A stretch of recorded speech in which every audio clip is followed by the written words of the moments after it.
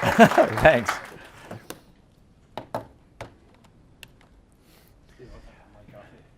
Yeah, thank you. And there we go. So hey, everybody. The only thing I'm going to tell you tonight that is not true is that these slides are at that URL.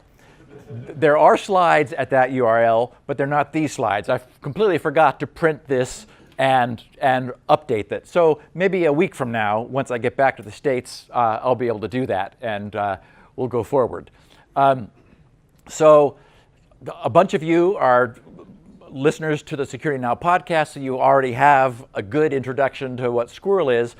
What I want to do is sort of explain what happened, and of course, because I'm a person who loves technology, we're going to talk about the technology of this. The thing that I think we need to realize is that usernames and passwords as a means for logging in is, in this day and age, an abuse of all the users of the internet. It's crazy the extent that we're asking people to put up with in order to just log onto websites. Through the years, because I've been working on this for about 5 years, I've had the occasion to tell random end users that I'm working on a solution to the username and password problem that solves it, completely eliminates usernames and passwords. And of course, first that statement is met with sheer disbelief. It's like it's so ingrained into their experience of using the internet, they can't imagine a world where that isn't the way things are, because it's so painful and so awful.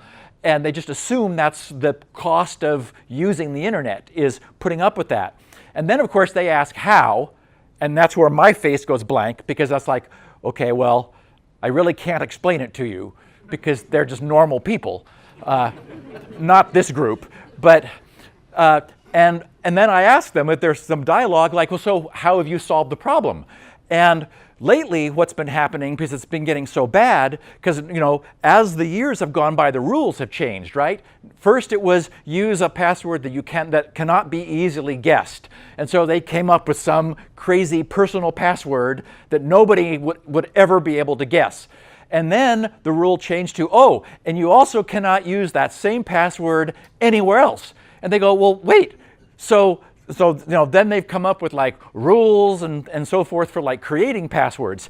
And what I'm finally beginning to hear is people say, I just don't bother to remember them at all. And I say, what? They say, yeah, they wanted me to create an account, so I give them my email address and just type a bunch of gibberish and hit enter.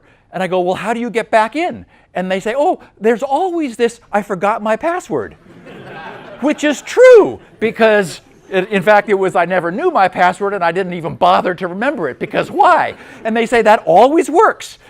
I'm always able to get back into the website. And I go, well, that's really not the best approach to solving this problem.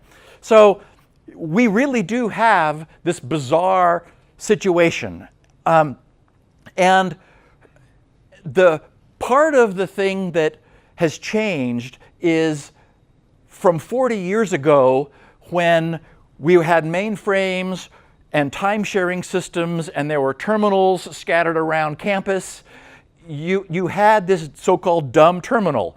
It was maybe a teletype, typing at a distance, or a Hazeltine or a Lear Sigler, or lots of companies that have long since disappeared. But the idea was it was a so-called dumb terminal because what you typed went to this mainframe somewhere. And it had no computation ability, and probably the person using it had very little computation ability either. And so the idea was, tell us something that's your secret, something that you know. And so this username, log in with your username. Now, what's your secret password? I mean, that we had 40 years ago, nothing has changed, which is amazing to me, is that over this period of time, that's what we're still doing, by and large. The significant event today, though, is that there are no dumb terminals. We're logging in with a computer to a remote computer, whether it's in our pocket or on our desktop. We have a computer at our end. And so the key is that computer can do math, and it can completely revolutionize the way we handle online authentication, because it's no longer just this simple model of regurgitating some secret. Of course, we all know the problems with that. We've given some website a secret to keep, and they're not very good at that, which is why you have to have a different password for every website that you use, because they're all floating around the internet now in massive breaches of their databases and so forth. So it's a mess. Squirrel Secure, Quick, Reliable Logon is the result of a kind of a weird confluence of events that I will explain. And what I've done is to design the absolutely simplest possible solution to this problem. And I started about five and a half years ago working on this. And the problem is that even the most simple solution, if it's really going to be a true good solution, isn't very simple. But this is as simple as I was able to make it. Now, people have a reaction to their first encounter of logging on with Squirrel. And so I think what I want to do now is to give you some sense for how this is. Like, what does the user see? Because I want to get your attention, and we'll go from there. So this is just a demo website that I have, and I'm holding my iPhone. That guy over there, raise your hand, Jeff, wave. He wrote the Squirrel app for iOS. And imagine that you are logging into a site, whatever site it is, and this is what you see. The site supports Squirrel. You could click on Sign In with Squirrel, and in fact, I'll do that, in which case the Squirrel client in the laptop pops up and says, okay, cool, prove that you're who you are. So I do, and I'm logged in. Okay, so this completely hides what's going on behind the scenes, why it's unhackable, why Squirrel gives websites no secrets to keep, there's nothing for them to lose, and so forth, which is how we're going to spend the next hour talking about what this is and how it works.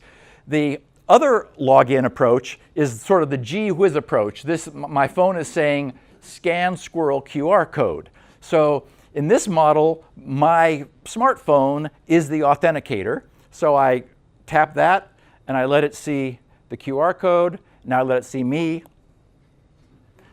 And it says, oh, good, you're you, and I'm signed in again. So, and I have, for example, there's Squirrel Forums, which is a community of people who are developing apps, clients, and servers, talking about Squirrel and so forth. And similarly, as a better, more real-world example, I decide I want to log in, let it see the QR code, let it see me, in this case, and once again, logged in. Hello. Ah, yes. Phew. Okay, so the hardest thing to get, and one of the reasons that I think Squirrel has a chance to succeed, now you can understand how she's feeling, is that can be the experience a Squirrel user has everywhere. Not today, because this is still in the process of people looking at it and understanding it and getting what it means.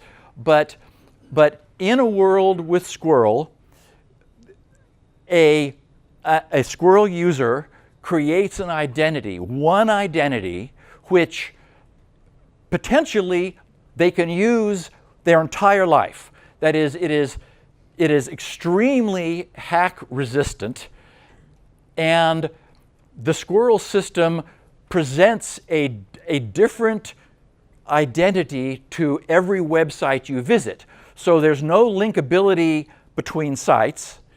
It provides there is a handshake that I'll show you where the client affirms that it is the identity it is. So it's not just spitting out a random number that somebody could capture and replay, so it's immune against replay attacks. So let's step back a bit. Traditional crypto, RSA style crypto, those of you who have thought about this or know something about crypto are aware that the way the long-standing public key cryptography operates is you take two very large prime numbers and you multiply them together. You would think as numbers get very large that we might run out of primes, because after all, a number is prime only if there are no smaller divisors of it than 1. So it and 1 are able to divide this. So that would mean that it's not divisible by 2 or 3 or 5 or 7 or well, not 9, 11 and so forth. That is, any earlier numbers it won't divide by. So intuition suggests that, well, as it gets bigger, there's just going to be all these other possible numbers that came before that it could divide evenly into. It turns out that's not the case. There's no lack of primes as far out as we can see, and the mathematicians, of course, understand why, but it sort of seems counterintuitive. So the way primes are generated is you use a random number generator to pull up a really long random number, and you test it for primality, see if it's prime. So you take two of those, you designate one of them as your private key, one of those primes. Then you want to hide that private key. You do so by multiplying it with another prime. Now you've got something that is twice as big, and we call that the public key. And so the public key incorporates the private key. But the brilliance of using the product of primes is it turns out, again, kind of counterintuitive, there's no way to unmultiply them. That is, if you give someone the public key, despite all of the greatest mathematicians and academicians and all of the numerical theorists and everything that have come before, no one has ever figured out, again, it's like, what? But no one has ever figured out how to reverse the process, how to break them apart again. So this is the crypto that we've traditionally been using. What happened is, for the podcast that I do every week, I was reading up on a different type of cryptography known as elliptic curve crypto. And this is the actual page from Dan Bernstein, is a cryptographer genius, and he's designed a bunch of cryptographic algorithms and various functions in crypto. He came up with something known as Curve 25519. And so this is the page that 5+ years ago I was studying in order to talk about elliptic curve crypto, and I ran across this explanation from his website about computing secret keys. It says, inside your program to generate a 32-byte curve 25519 secret key, start by generating 32 secret random bytes from a cryptographically safe source. And then you do something, those who program it all will see that the my secret sub 0, the first byte, you are turning off a few bits. And in fact, over here, I basically just copy that page for the slides. You can see it in hex also. So you take a 256-bit random set of bits, and you just tweak, you can see the first and the last byte. You make a few little tweaks to them, and you have a valid elliptic curve secret key. And that's all there is to it. So I was studying that, and I don't know how long it was from then until one morning during breakfast at IHOP, when I was actually working on SpinRite 6.1, and I thought, wait a minute, is this possible? The idea that hit me was that although we normally take 32 random bytes, 256 random bits, and tweak the first and last byte a little bit, no one says it has to be random.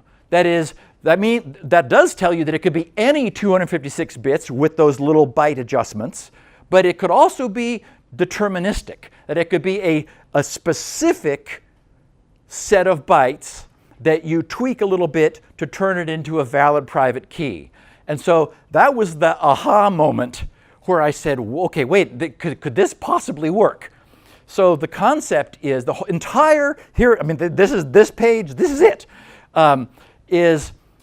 you use the user's password, or you know, I had it look at my face and it said, oh yeah, that looks like Steve, to decrypt this one lifetime secret that you have.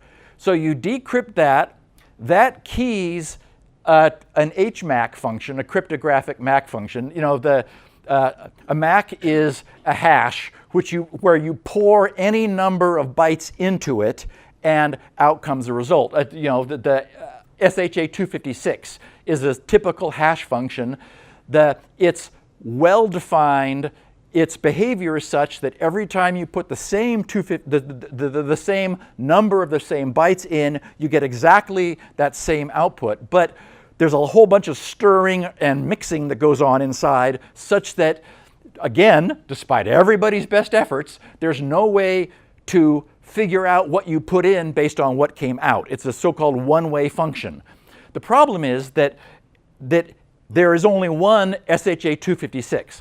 Well, the HMAC construction uses two of those and mixes in the key to create a keyed hash.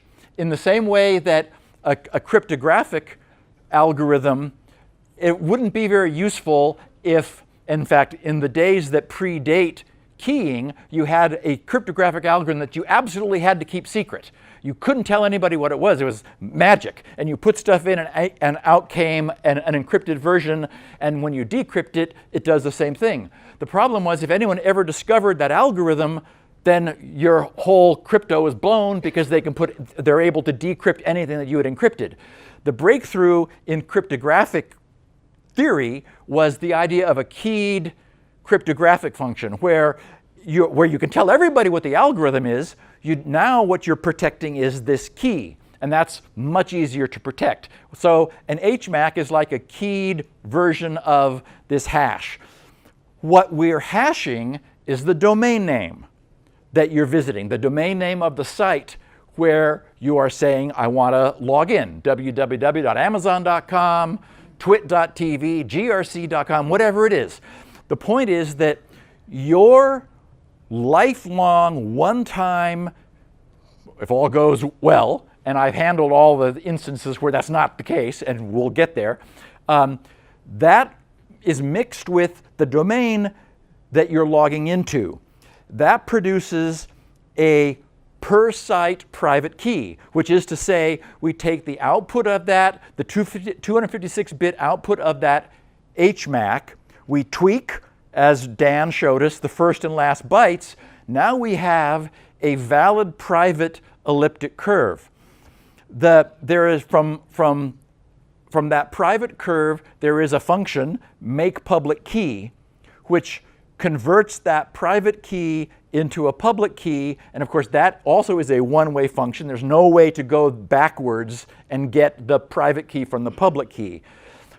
So this was all what hit me at IHOP, was the public key would be your identity. That is your identity at wherever it is, Amazon.com. So you're saying, this is me. And it's 256 bits. It's like a Bitcoin address. I mean, I don't remember what the stats are, but we're like so much more likely to be hit by a meteorite now than and all wiped out and have all life on Earth wiped out than we are to have a collision of 256 bits. It just, there are so many of them, it doesn't happen. So we tell the website, this is me. The second part is we prove that we own the private key by also signing that assertion. There's some various parameters and other things that create an envelope. Part of that envelope, in fact, I think I have a picture of it. I should mention also, all of the crypto that goes into Squirrel is in the public domain. Squirrel itself is in the public domain. I immediately, ran home after I was sure I wasn't crazy from breakfast and did a podcast, mentioned it on Security Now, and explicitly released anything that would arise from this to the public because, and a lot of people, where I have said that, yeah, I've solved this username and password problem, they said, what's it going to cost? And I said, what? And they say, well, how are you going to make any money on this? And I said, no. This is too important to make money. We just have to solve this problem. So everything is free. And they think I'm crazy, but, nothing, this is too important for the internet, for anyone to own it, for anyone to try to privatize it or profit from it. No solution like that is going to work. Anyway, so it's all in the public. It's all free. All the crypto is free. There are a bunch of open source projects already on GitHub. There's a WordPress plugin that's there, the Android client with all of its sources there. There's some server-side stuff in C and in Go. Other people are working on different language bindings. So, the point is, this problem is solved. So now it's up to the industry to decide if it thinks it wants to have some uptake. Anyway, so here's, as I was saying, is that there's an envelope, whoops, wrong button. An envelope which is this guy, and the user's per site public key is turned into, their private key is turned into a public key, which is part of that, and then the entire envelope, including additional commands. There's also a nonce, a number used once, provided by the web server that's part of what we sign.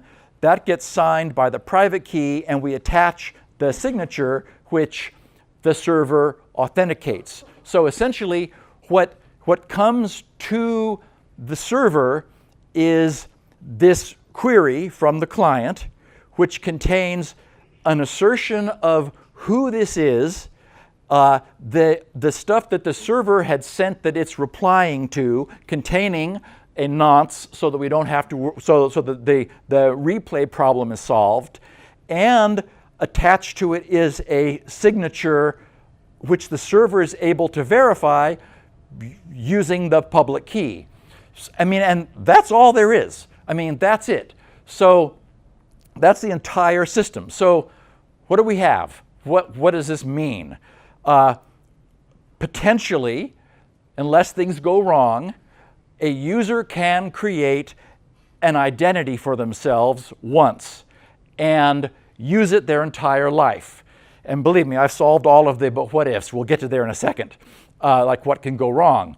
And this automatically synthesizes a unique identity that combines them, who they are, and where they are, the website, and they assert their identity with a public key and prove that it's not somebody who got the database from the website or anything else, because all that the website, all that the website has is their public key, which does not need to be kept private. In fact, websites could publish their users' public keys.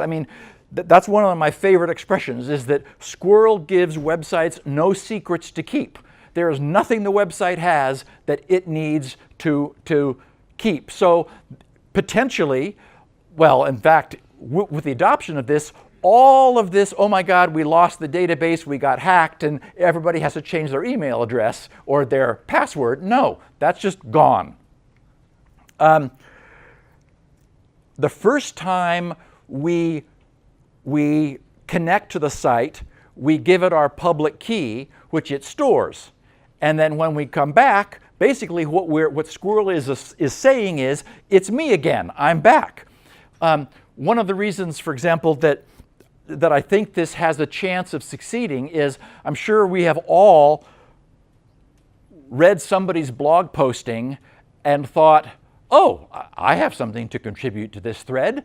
And so you hit reply and it says, oh, create an account. And you think, oh, forget this. I'm not giving one more website my email address and all of the login information and so forth. So with this system, if it supports Squirrel, like WordPress plugin, and there is one at wordpress.org, there's a barcode, or it says click to log in with Squirrel. And you know, the whole smartphone approach is very sexy because it allows you, for example, to log into a kiosk or in a hotel where you're logged into a site, yet you've not even touched the keyboard. So you don't have to worry if there's a keystroke logger sitting there behind the machine in the hotel business center logging all your keystrokes. You don't even touch the keyboard and you're logged in.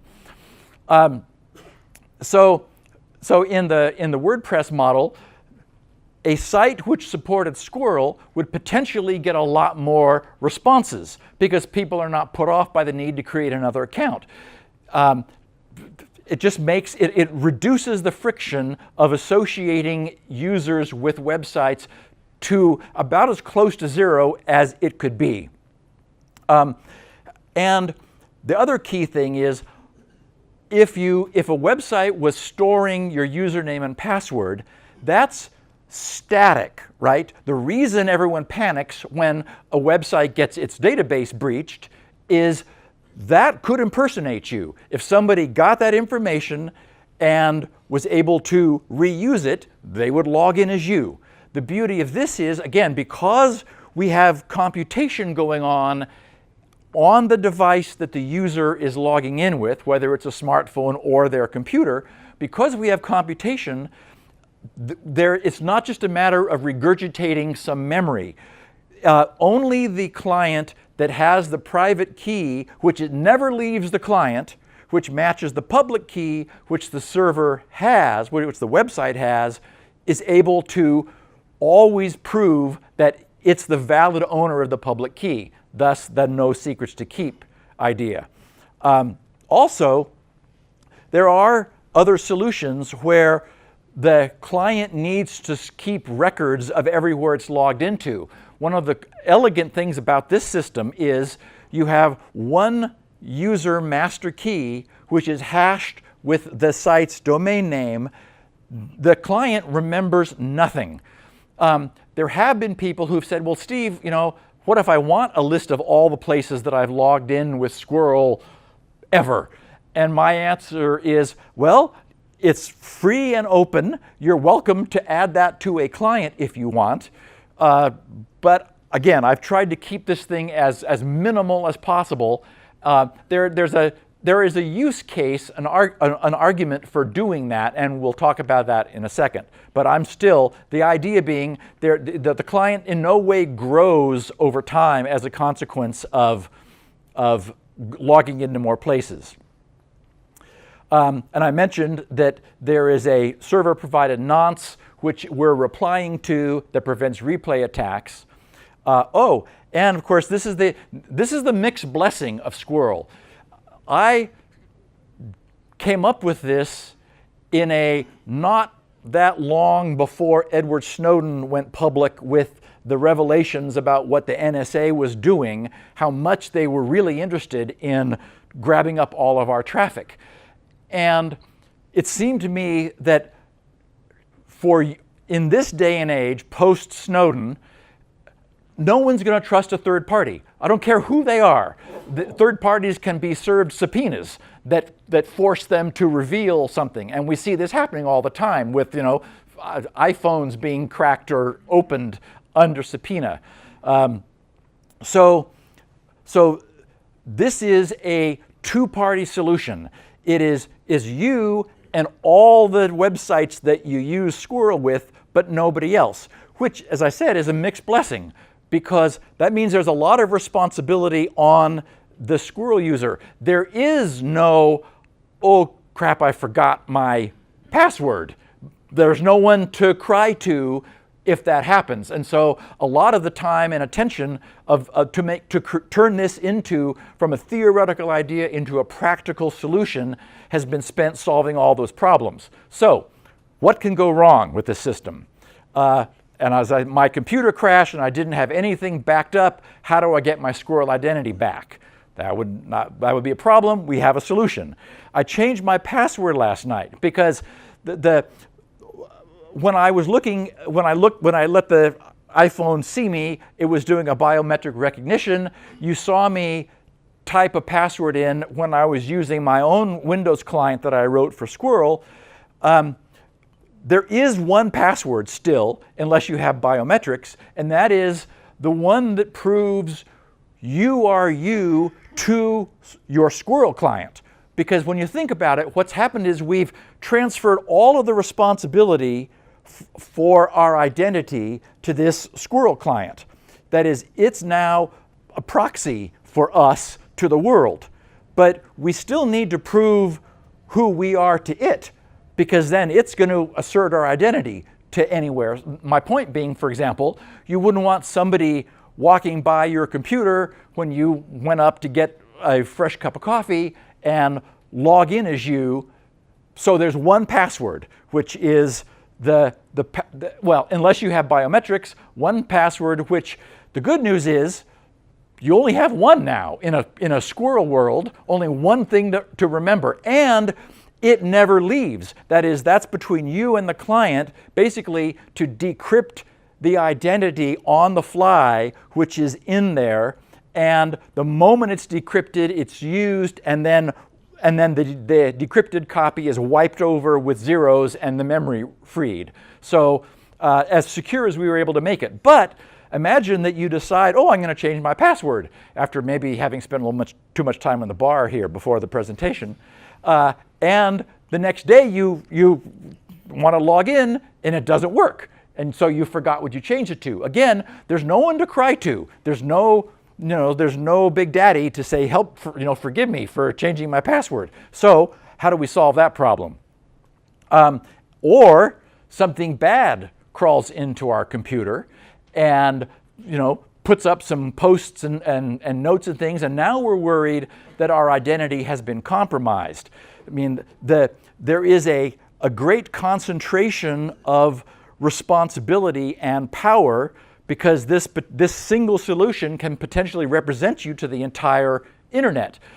But if something bad gets your identity, now what do you do? How do you get it back? And we have a solution for that. Or I was crossing the border somewhere and they took my phone and went into the back room. I'm not sure what they did, but I don't trust that my phone wasn't hacked and they got my identity, so I need some means of recovery for that. And I want to log into a site where I use Squirrel, but not as me. That is, in today's world, we go, oh, you just make up some other username or grab a temporary email address and create an account when you don't want to be seen by the site as you. The problem is Squirrel creates what I call a tight identity binding between you and the sites you visit. That is, you are, with your Squirrel identity, you are always the same person. But what if you don't want to be? Right now, because usernames and passwords are loosely bound to you, that's easily resolved. So we had to have a solution for that too.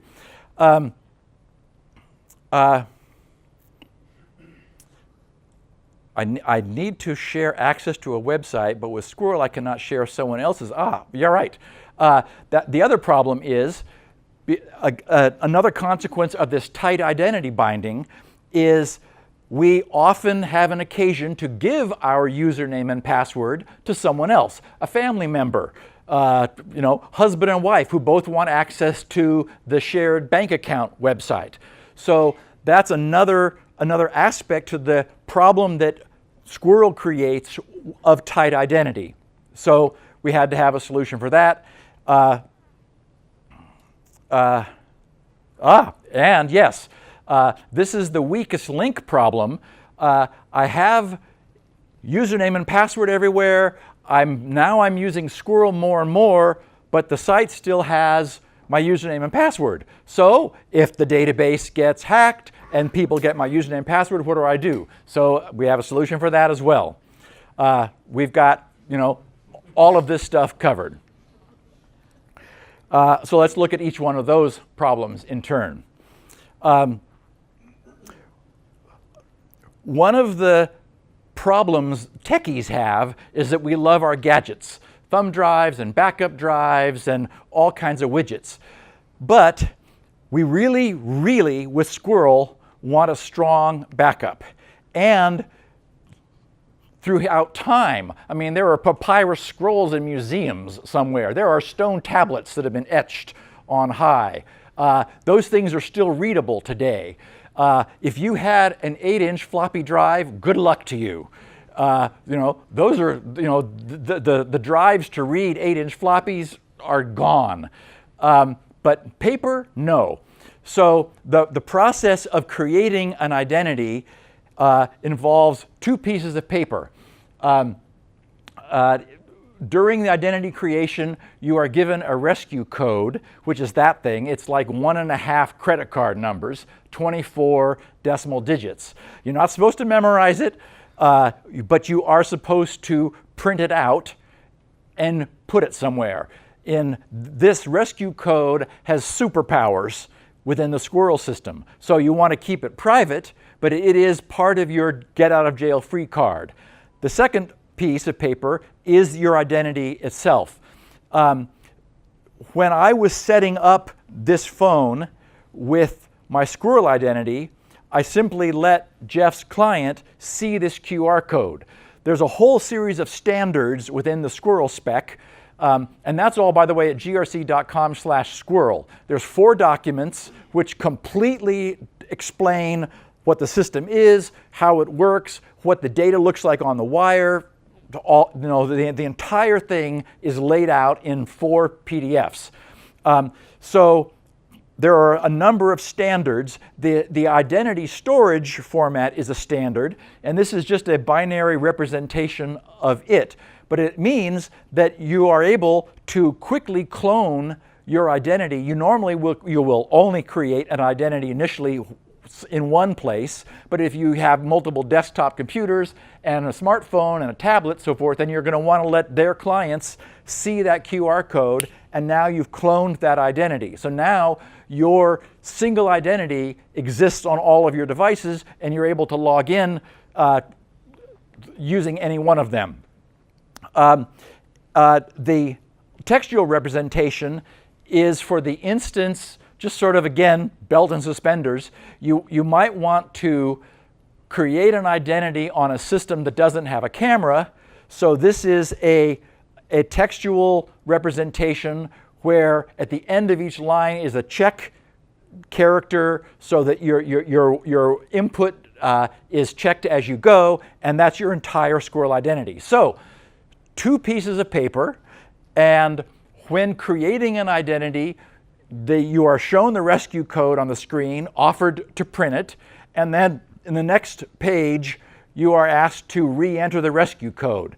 I'll explain what's going on with that, but it is a completely random 24 digits which cannot be recreated. It exists at the moment of identity creation it's necessary that it be completely disconnected from everything else for security, but again, it does mean you just have to write it down once. And so we ask you to type it in just to prove. It's very much like putting your password in twice. Make sure you typed it the first time correctly so you're able to do it again.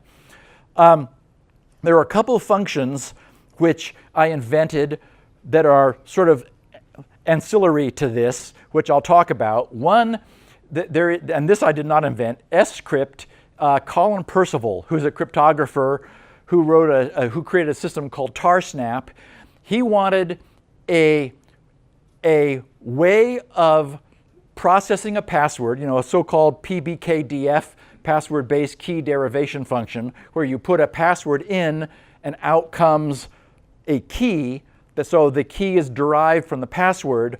The problem is that, for example, many systems do that with hashing. Once upon a time, you would do like one iteration of SHA-1 and everybody was happy. The problem is rainbow tables were created to reverse that hash in order to figure out what your password was, probably, given what the hashed version was. So now we iterate the hash function many times, but then Bitcoin came along, and of course Bitcoin is all about SHA-256. So now there are ASICs, application-specific integrated circuits, which just do SHA-256 at light speed, literally. So what Colin did was he said, okay, I want something that cannot be sped up, that is really, really resistant to GPU acceleration or ASIC acceleration. So he invented this very clever scheme based on the password. The password keys a pseudo-random number generator, which fills a large array of memory, 16 meg in the case of Squirrel. I needed to be 16 meg because I needed it to also be able to work on smartphones that were a little more memory constrained than desktops. So it fills this array with random numbers mod 16 megs, which is to say they're all pointers into that same space. Then the second phase is a pointer walk where it goes to a cell, sees where that's pointing, goes to there, sees where that's pointing, goes to there, and at each stage, it's putting the result into a hash function. What's cool about this is that there is no way to speed this up, even if you didn't use 16 megabytes. That is, you could compute and recompute each cell that the pointer jumped to, but that would be much slower than actually having 16 megs. Well, ASICs don't have 16 megs of RAM available to them. I mean, in general, you could create one that would, but then you'd only have one, and as I'll explain, this is only part of the system that slows things down. There are two functions, one called nscript and one called nhash. This is sort of peripheral to Squirrel itself.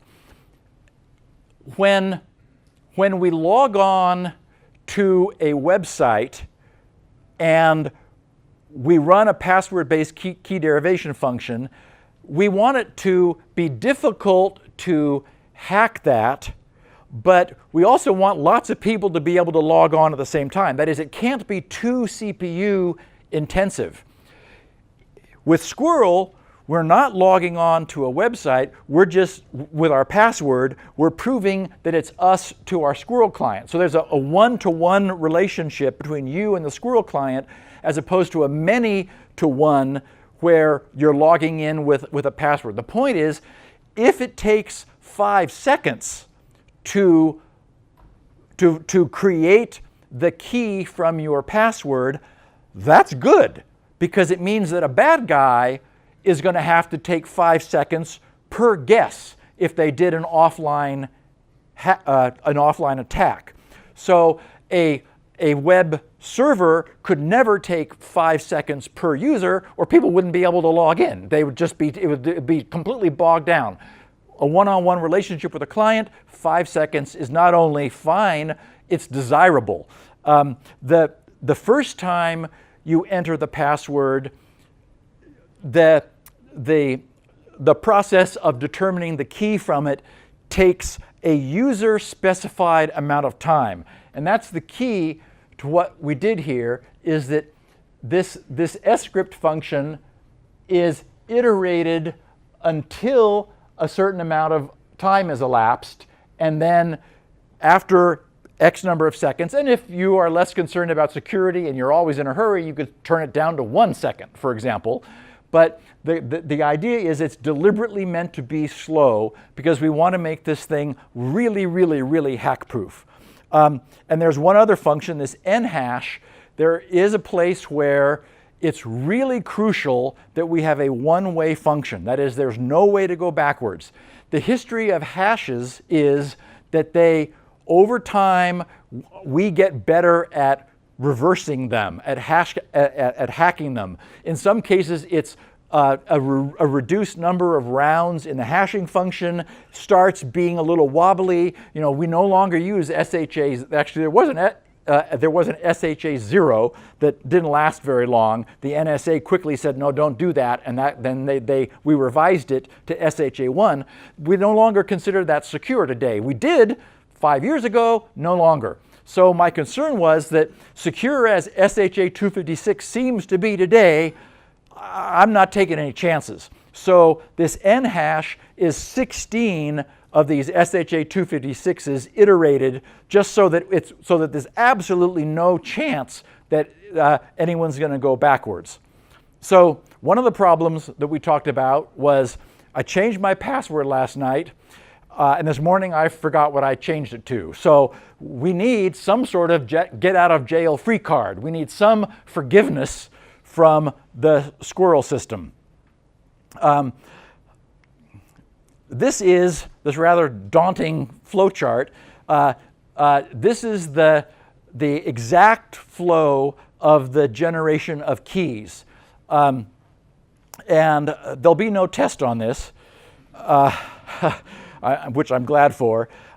This random 256-bit value is pulled out of thin air when the user generates their identity. We call that the identity unlock key for a reason I'll get to in a second. Here's the nhash function, which then creates the identity master key, which is derived from the identity unlock key. When the user puts their operating password in, that runs through that deliberately long 5-second nscript process to produce the key, which is used to store their identity in what we call the Squirrel Secure storage system, which is what that little that QR code that was printed out on paper and can be used for transporting your identity securely is. No Squirrel identity is ever not encrypted. That is, all of the exported identities are encrypted, actually both with the user's password and the rescue code, because here is that 24-digit rescue code. It too is pulled out of thin air randomly, and it is used through this nscript process to essentially to provide a second path. That same identity unlock key is keyed from the rescue code and also stored in the identity. So if you think about it, if you forgot what your password was down here, but you did heed the initial requirement to print out the rescue code, you are able to provide the rescue code, which will take this and decrypt it back to here, and then that gets hashed to produce your identity master key. In other words, you are forgiven for having forgotten or lost your password, as long as in a safe deposit box or stuck in the toe of a shoe that you haven't worn for 5 years. I don't care, where you hide this, but it needs to be somewhere. And again, I've thought long and hard about, isn't there some other solution to this? If we truly want a two-party system, if we want there to be no one to ask for help, then we have to bear the responsibility of that. I'm not pushing it on anyone, but a lot of people say, I don't trust anybody, I want a two-party solution. Okay, so you have to trust yourself. And that means doing a little bit when you create your identity to basically to be forgiven for mistakes that can happen. Forgetting your password is one of them. Getting hacked through no fault of your own is another. So my computer was infected with malware, and I'm worried that my identity might not be safe. How do I change it? This was a tricky wicket to resolve, and the same thing with the customs agent who you're not sure you trust. I've struggled for, well, it was an awful lot of coffee at Starbucks one morning, and I designed a solution which if I really sit down and think about it, I can understand. It involved a lot of engineering paper and drawings and diagrams and things. It's a, as far as I know, completely unique application of something known as Diffie-Hellman key agreement. Diffie-Hellman key agreement is a means for allowing two people at opposite ends of a link that may be monitored to both arrive at the same key, even though all of their communication is visible. It's way cool. So that's the essence of what I call Squirrel's identity lock. If I add some color, it's maybe a little bit more clear. Again, no test on this. It is all documented and explained in the documentation. It's a little easier, maybe, but not much, to see it as a flow chart with the system the way it works. But here's what it does. I'll tell you what it does, because that I really do understand, even though I have to sit down and remember and work through it with pencil every time I make sure. And by the way, Jeff's implemented it, lots of people have implemented it. It always seems to work. And it should. Lots of comments. Lots of comments in the code. Here's what it does. It allows the client, the Squirrel client, to create an assertion that it is unable to prove, which is the best way I have of explaining it, and I've thought about this a lot. So when you are visiting a new website for the first time, and we have a process we call associating your Squirrel identity, like Amazon. You already have an Amazon account, you've had it forever. Jeff Bezos used to send you Christmas presents because you were one of 5 customers that he had. Now he's forgotten about you. So your account is old, you want to add Squirrel to it. So the idea is we call it associating your Squirrel identity with an existing account. The client, the Squirrel client, when you're making this association, provides an assertion, a logical assertion to the server, and it stores 2 pieces of information in addition to your public key. But it is unable to prove that assertion if the site should challenge it, unless it has the rescue code. That's one of the other cool things about this rescue code. It's the get out of jail free card. So the point is that no Squirrel client ever stores the rescue code. It's not even temporarily stored on a non-volatile medium. It's that 24-digit magic number. Not only will it forgive you if you forget your password, it will allow you to change your identity only if it's present. So, okay, so here's the scenario. You believe that your identity is no longer secure, that malware got into your machine, the authorities had your phone, and you're not sure what happened. For whatever reason, you just think, okay, I'm not sure I can trust my identity any longer. The bad guy who, assuming this happened, whether it's government or border agent or malware,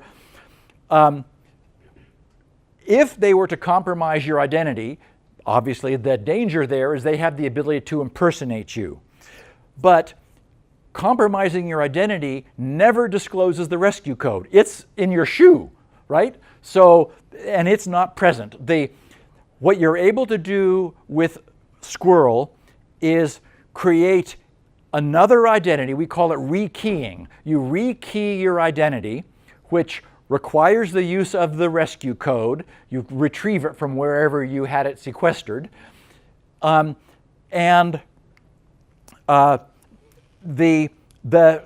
secure storage system maintains that bottom box there, encrypted previous identity unlock keys. The idea is you are able to replace the operating identity with a brand new one, completely, again, just as random as the first one was, and save the previous one in what is actually a push-down list of 4 previous identities. I used to just have the previous one, and I lost a battle in the design group where we were doing all this, and they said, no, you need to remember more than one previous identity. And I said, okay, fine. I mean, they're tiny, 256 bits, 32 bytes. So you believe something bad happened, you rekey your identity.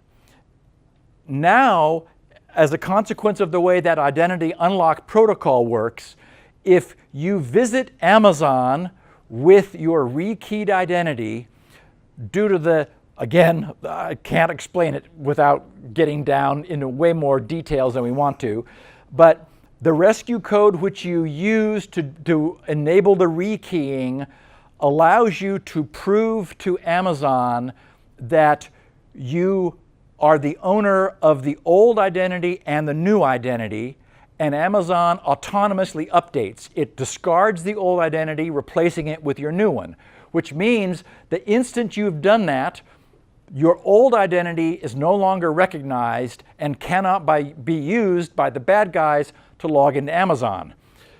This does mean that with the rekeyed identity, the sites you have not visited will still have your technically obsolete identity. They will recognize you when you go there, but you need to go there to replace your identity on the fly. So in this scenario, again, all efforts have been made so that this would never be necessary. But stuff happens, as we know. And so we had to have an answer for what happens if my system is hacked. I've got this major investment in Squirrel. Now, for whatever reason, I need to change my identity. So what you would do is you would rekey your identity and then just go visit the sites that are most important to you. Your bank and Amazon, well, I don't know if Amazon's that important, but wherever you care about. And in the process of visiting that site, your old identity is flushed. The user has, there's no experience of it happening. It's just automatically replaced with a new identity, and essentially this allows you to take back a stolen identity by removing it from the internet as you visit sites. And I mentioned earlier that there was an argument for maybe recording everywhere you ever used Squirrel. Well, and this is that application. Some people have said, well, I don't remember, everywhere I've used Squirrel, and if I have an identity that I think I can no longer trust, I want to make sure I go wipe it out everywhere. What we don't have today is a standard for authenticating to a website, right? Every login page on the internet is different. And what do they call it? I mean, this is the big problem that LastPass has that sometimes befuddles it, where it sticks your password into the username field. It's because there's no uniformity. If we were to, and we could, at some point, create a standard for Squirrel to replace identities, then you could automate this process. And I have no objection to someone creating a Squirrel client that does create a log. But then things start getting tricky, because if I log into sites with my laptop, then my phone doesn't know. Or I log into sites with my phone, so now we need cloud synchronization, and there's a lot of downsides. And again, this is meant to be 1.0. if this succeeds and these problems turn out to be real, then instead of just people like what-ifing, then like, yeah, there are solutions to this. And creating a secure cloud to synchronize all the places that you log in with your Squirrel client, that's possible. And the downside would be bad guys who are able to get that. And of course, if your client can get it, so could bad guys, technically.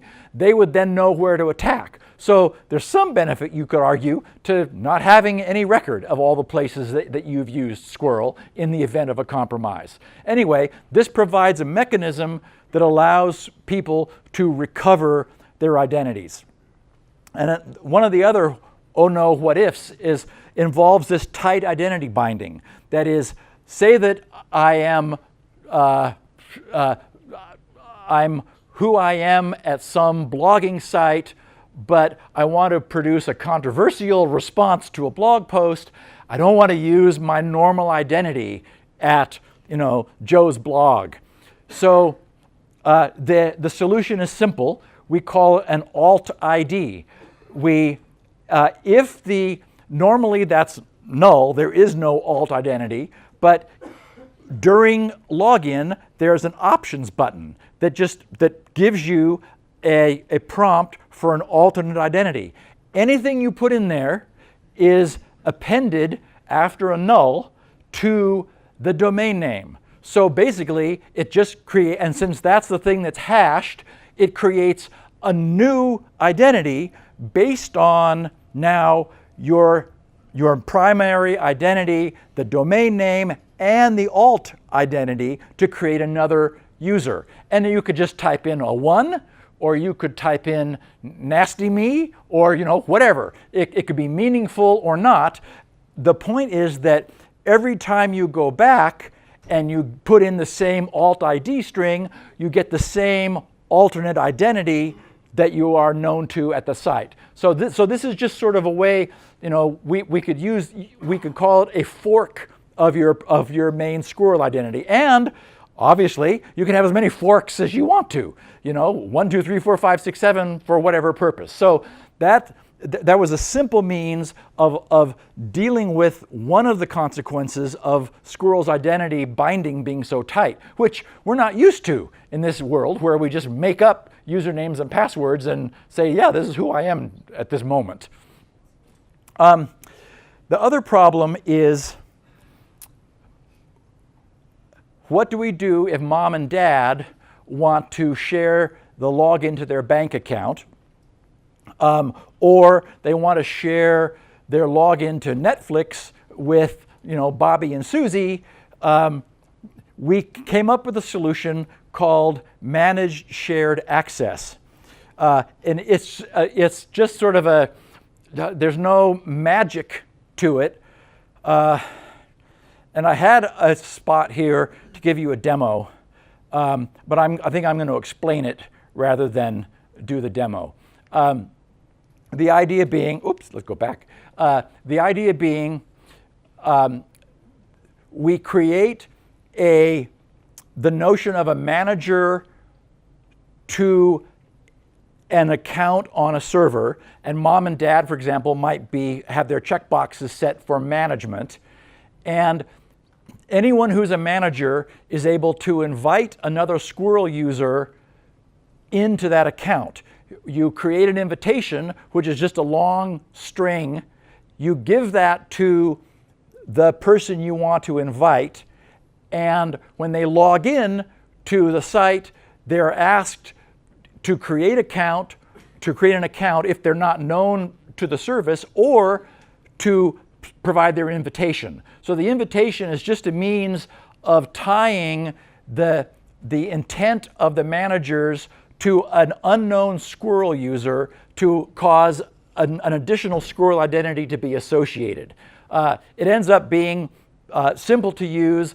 As managers, mom and dad can see a list of all of the users and their names that they've created invitations for, which ones are outstanding, and which ones are still or have already been accepted and are logged in. So the idea was, currently, because identity binding in the industry is so loose, this sharing usernames and passwords is just sort of assumed. With Squirrel, we want tighter identity binding, although this managed shared access is up to the site to offer. It is part of the spec. It's well defined. There's something I'll get to in a second called the Squirrel Service Provider API, SSP API, which I created to minimize the work that somebody had to do to bring Squirrel up on a new server. It supports this managed shared access.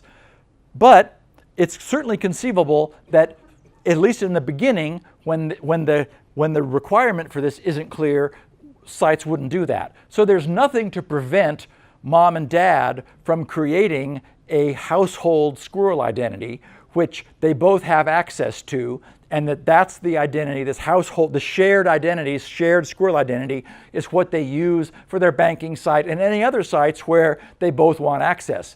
I don't like the idea of creating multiple Squirrel identities. It's just more to manage. The right solution, instead of doing the many to one, is to do a one to many. That is to reverse it, for sites to accept the fact that in the future, they're one way or the other, whether it's Squirrel or not, we know that we're headed toward a world of tight identity bindings.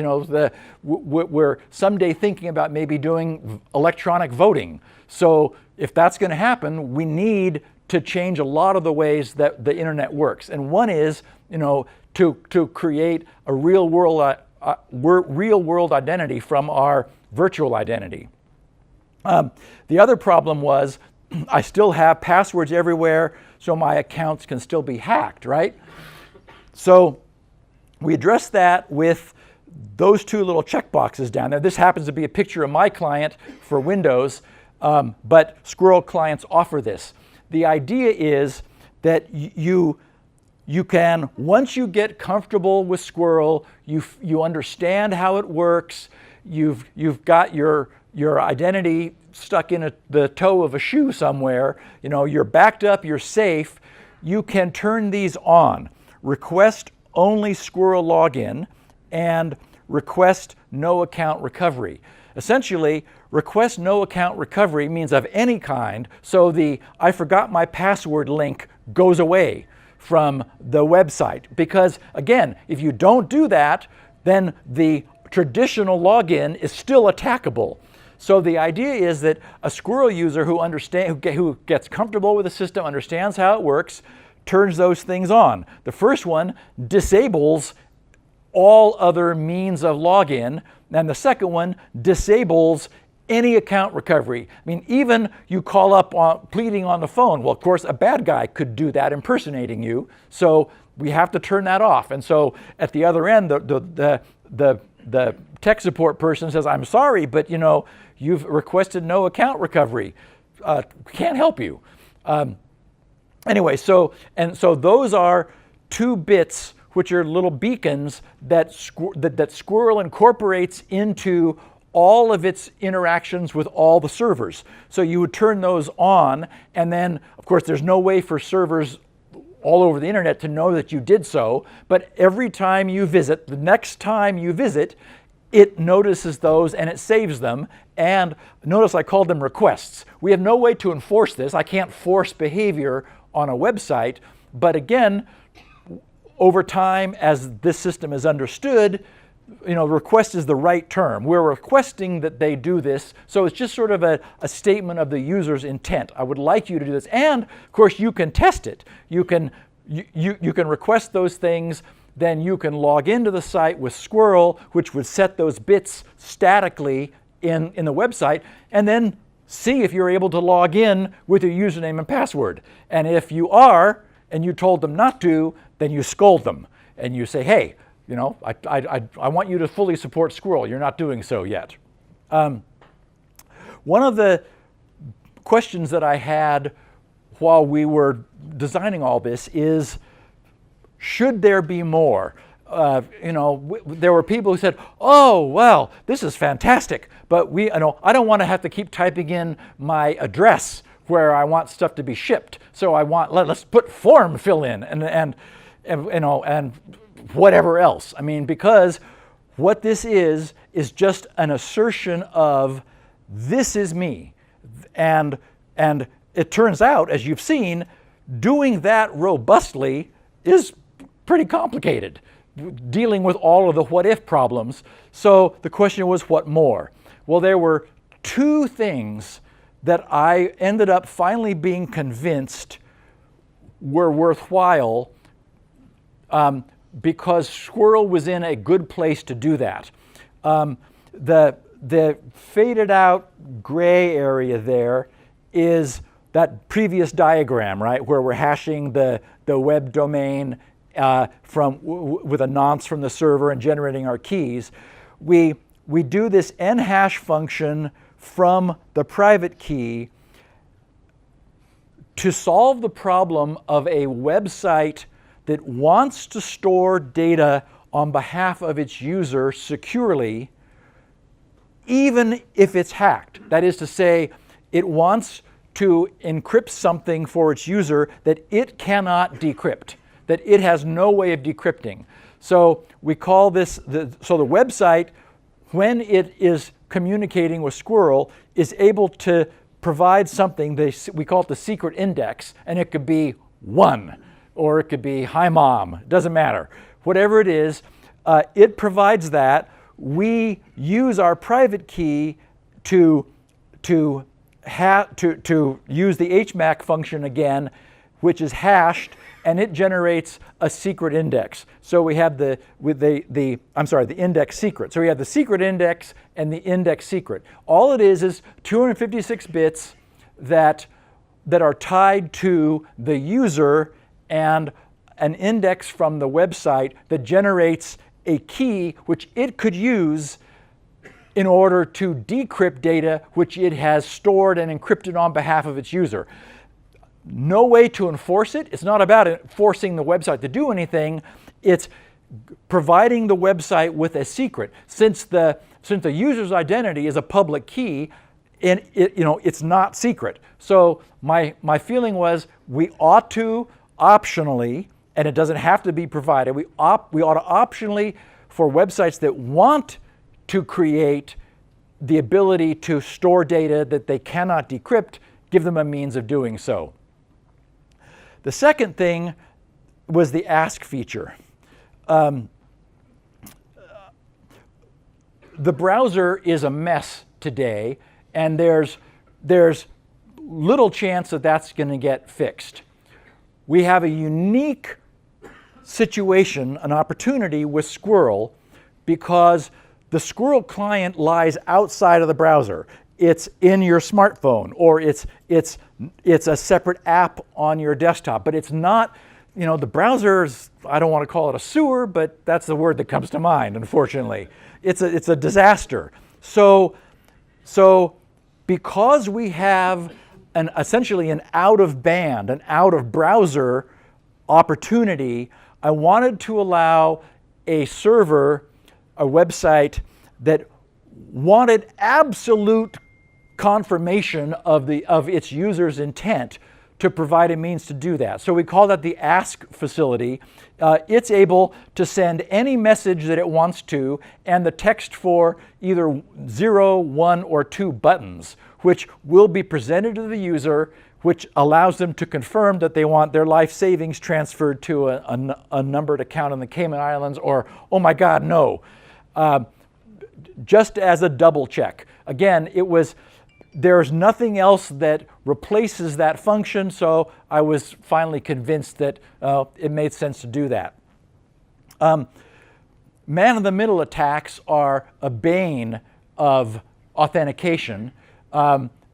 It turns out it's very difficult to thwart. The idea being that by hook or crook, DNS compromise, a valid certificate for a website you're visiting is issued by, Security Now listeners know about the Hong Kong post office.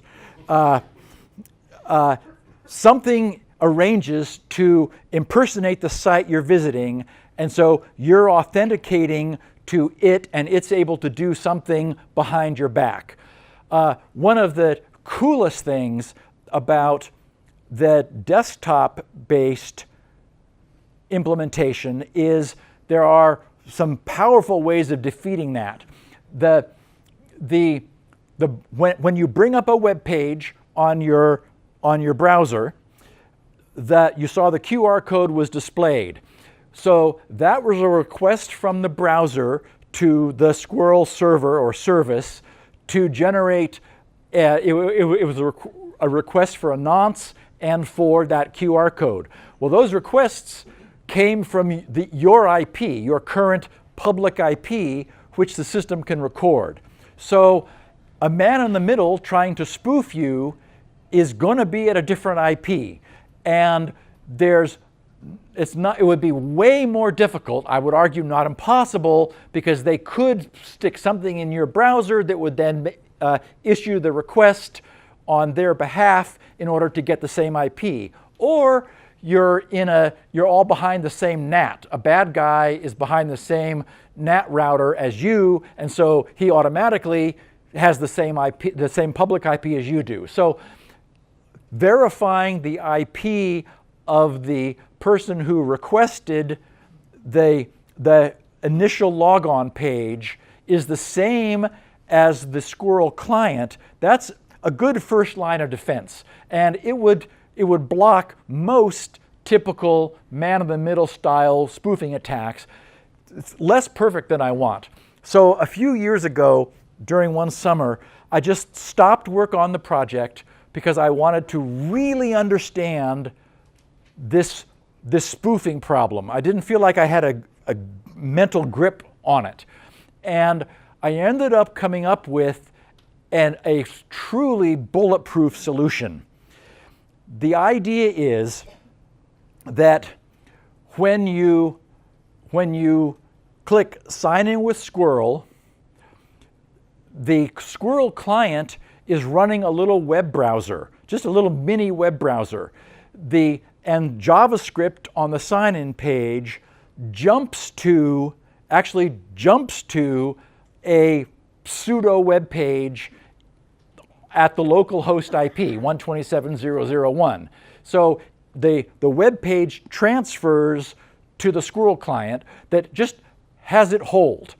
Now the Squirrel client does the authentication with the remote site, and the end of which, instead of the website authenticating the browser session, which asked for the login page, that's what would normally happen, is it would say, oh, yeah, we know who you are, here's a cookie, you're now logged in. The problem is that comes through the browser channel, which we already said is problematic, and a man in the middle could be there messing with that. Instead, because the web browser jumped to the client, the Squirrel client adds a little tag called CPS, Client Provided Session, meaning that the Squirrel client will provide the session to the web browser. The website sends that through to the Squirrel client, which absolutely is you. It's not, there's no danger from a man in the middle because this is an independent connection.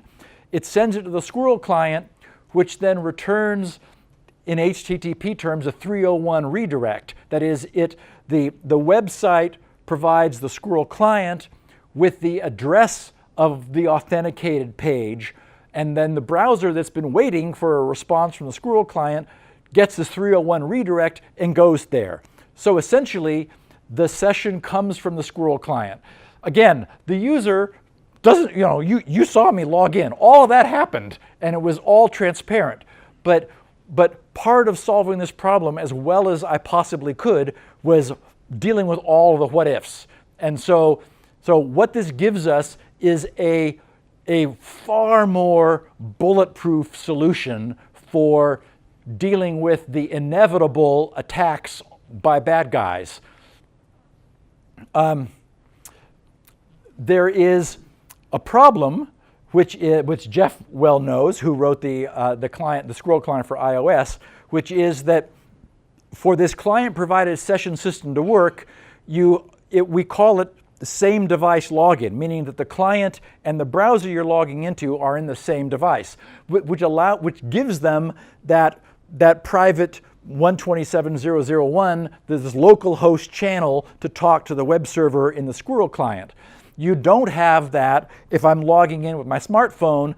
There's unfortunately, no way currently for me to get an authentication that comes back to here to the browser. A lot of time has been spent thinking about that, and if anybody has a solution, you're a genius, and I want to know about it, but I haven't come up with one. I mean, even if it had a webcam and you showed it a code, the problem is you're showing the page a code, and the browser could have produced, the bad guy could have produced the page and captured the code.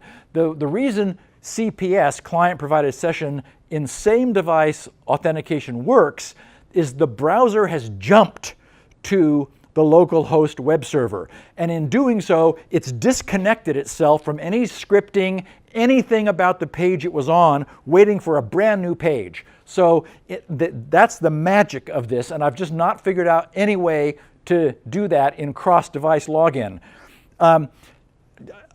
You know, the having it look at me and then log me in, I mean, that's gee whiz, and that's what people love. I mean, sometimes people are like, well, you saw the girl, she was amazed.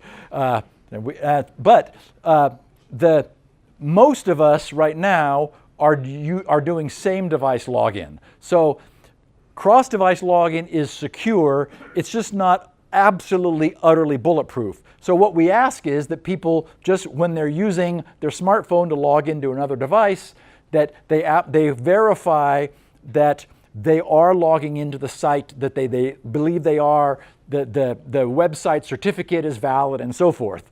And I'll mention that if you're using your smartphone to log in on your smartphone, that's once again same device. So you can certainly use Squirrel absolutely bulletproof to log in on your smartphone to a site. It's the cross device where we lack the private link that we do get in same device login. One of the things that I like about this is the burden of responsibility. Jeff had to work hard to create a Squirrel client. I did to create one for Windows. The server side is trivial.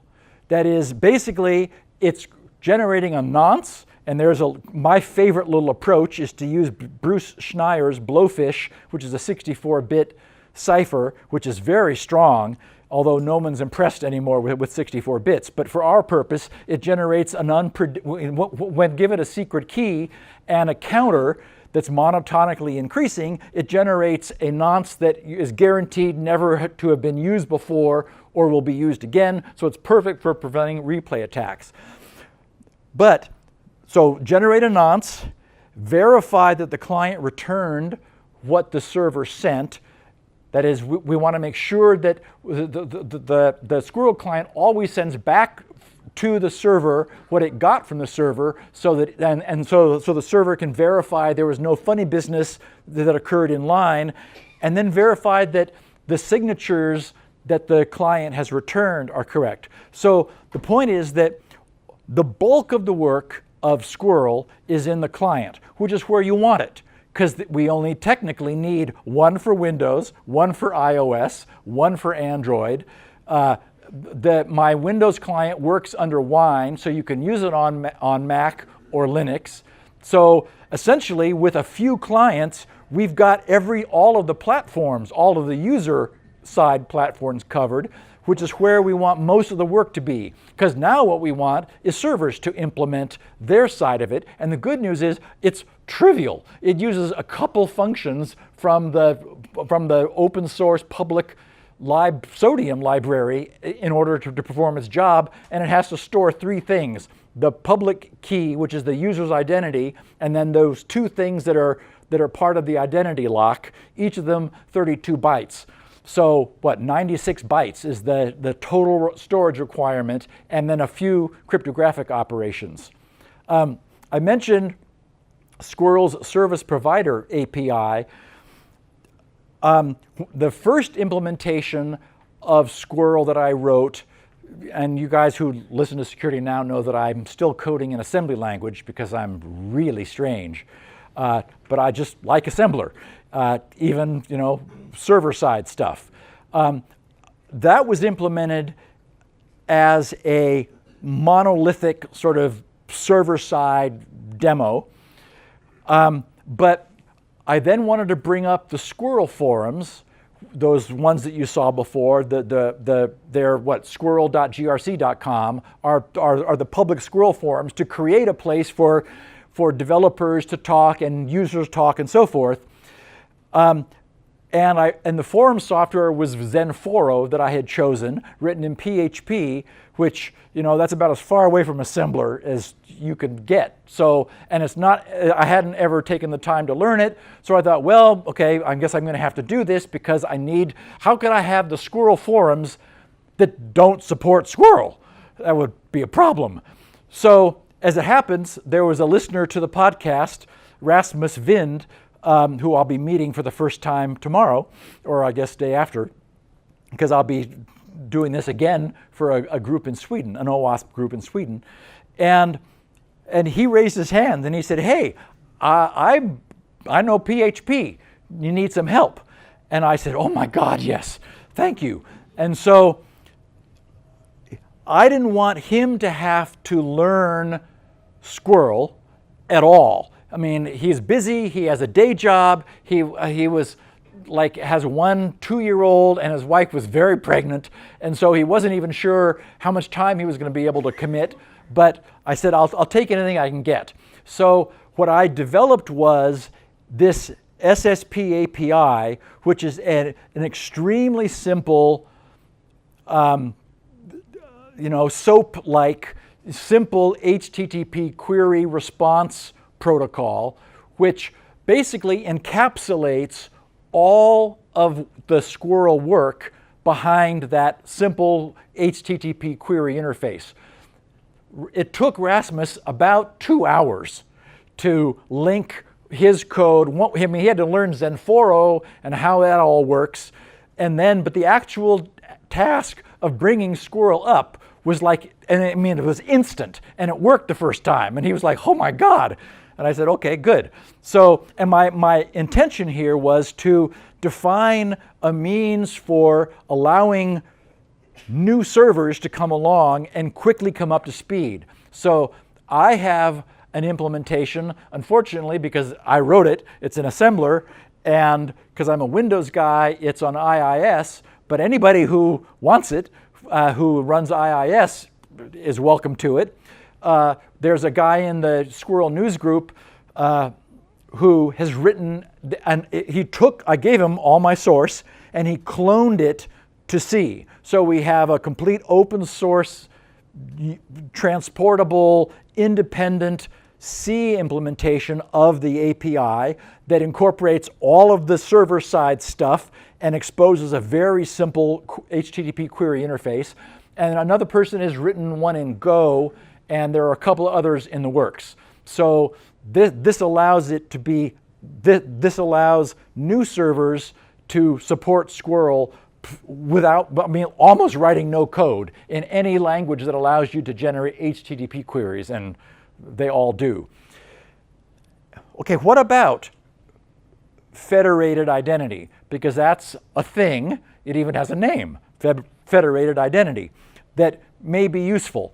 What if the US government wanted to create a universal Squirrel identity service, so that if you're logging into DHS or the Internal Revenue or Medicare or whatever, different government facilities, you are using a single, who you are, an identity that you had previously established as you in the real world.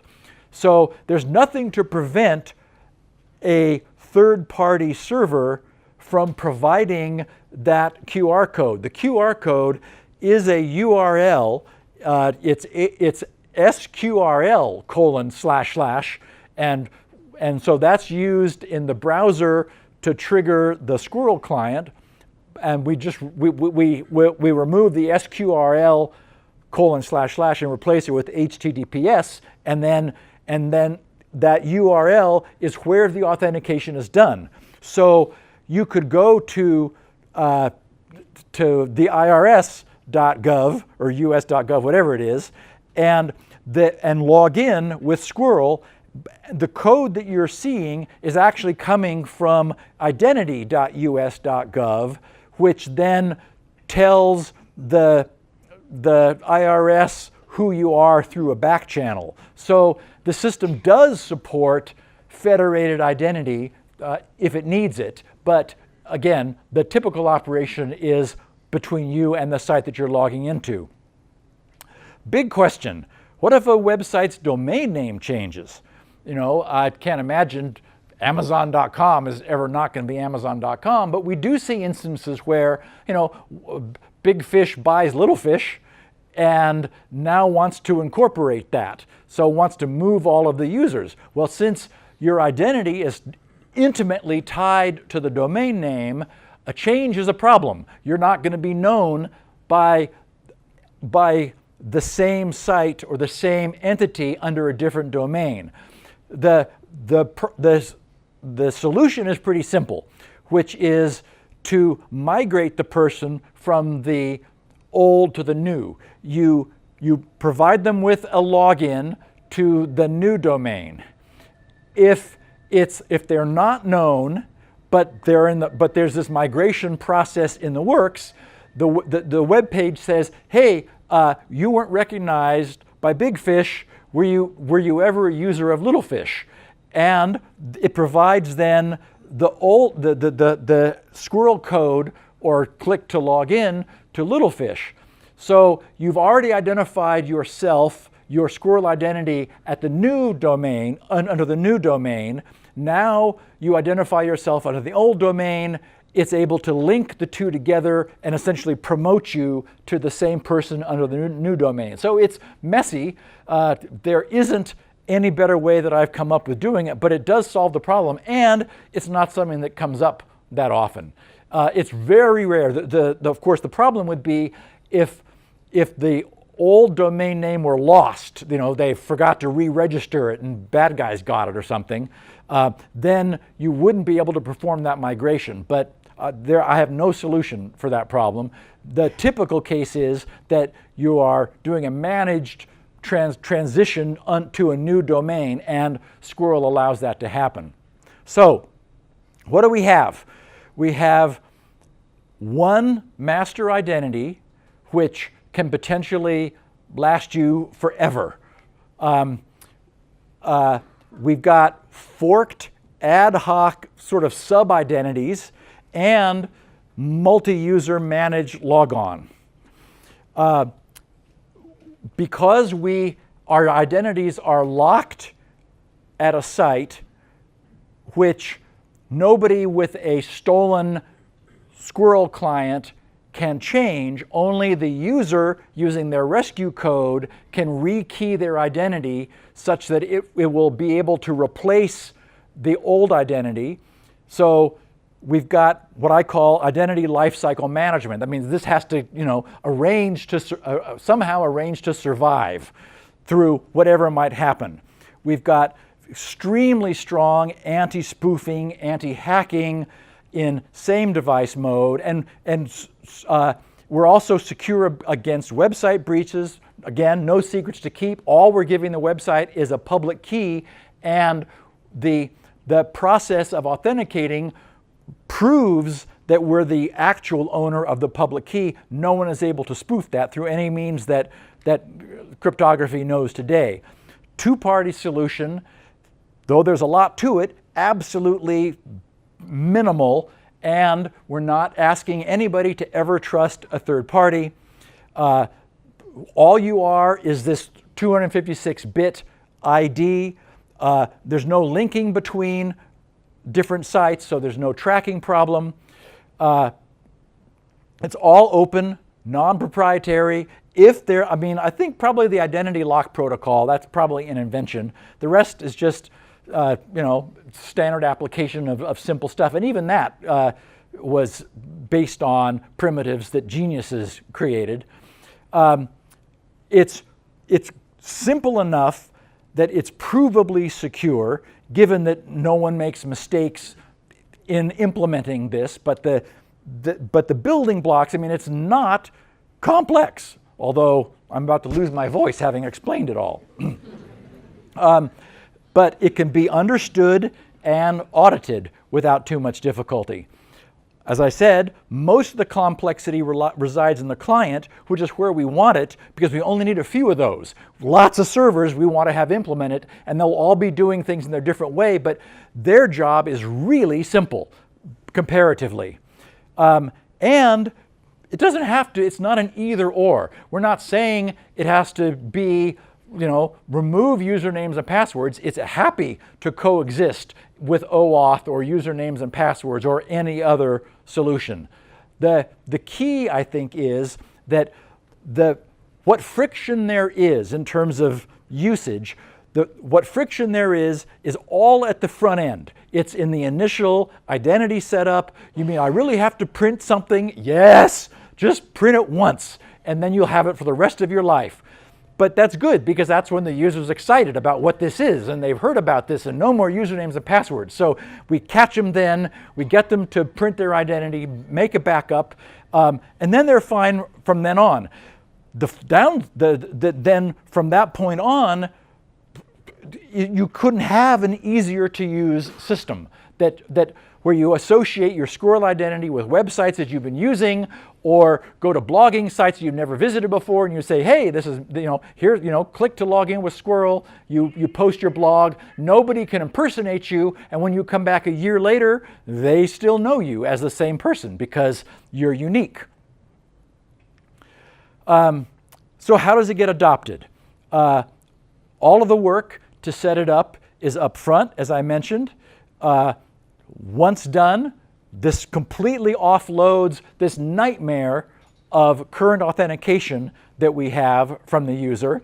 I've worked to make this as absolutely easy as I can to use. I don't see how I can make it easier. The only requirement is that they print out their rescue code, and that second page of their identity, that's even less important, because as you clone your Squirrel identity to other devices, they're inherently backups. So once you've got it on your work computer and your home desktop and your smartphone, well, there's 3 instances. And you can export your identity anytime in the future that you want to, as many times as you want. The rescue code, no, but everything else, yes.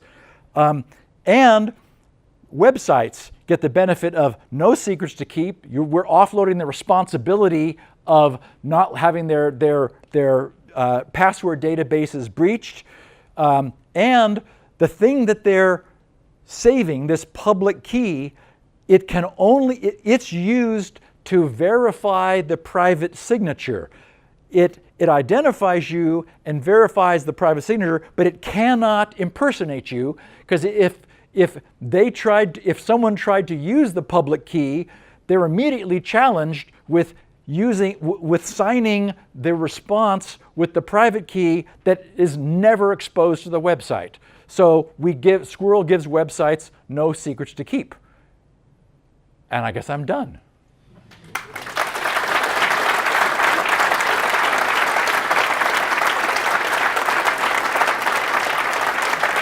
Thank you.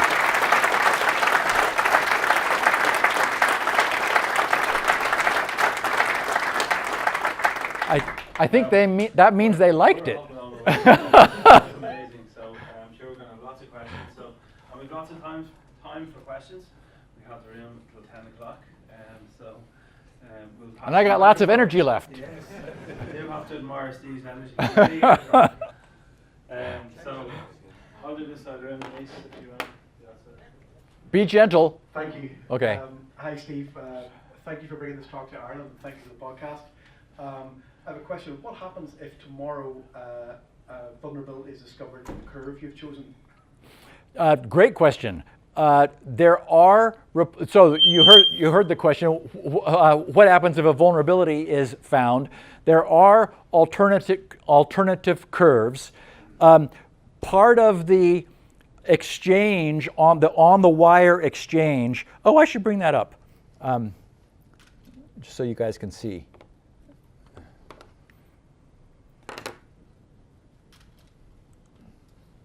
grc.com/SQRL. So those are the 4 documents. The last one, on the wire, part of that exchange, the first parameter is the version number. So the server sends a version or list of versions that it understands. The client does the same.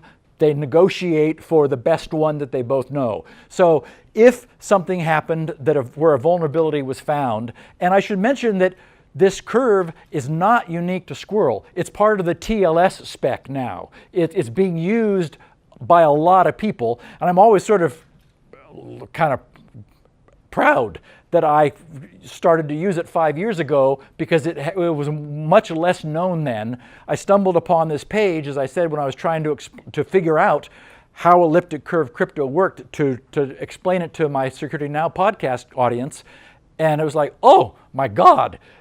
So it has, I mean, it is not just Squirrel that's using it, it is widely used now, and you'll see, in fact, if you Google Curve 25519, lots of people are using it. So I feel good about it. There is a next generation curve which has longer keys, so we also are future proof. That is, it has the same desirable properties, but it's even more secure, although the security guarantees this offers seems to be enough for everybody now. But great question. If that happens, or if we want to do anything else with the protocol, that there is a version number sent as the first parameter of the communication so that anything that follows can be interpreted under whatever version is agreed to.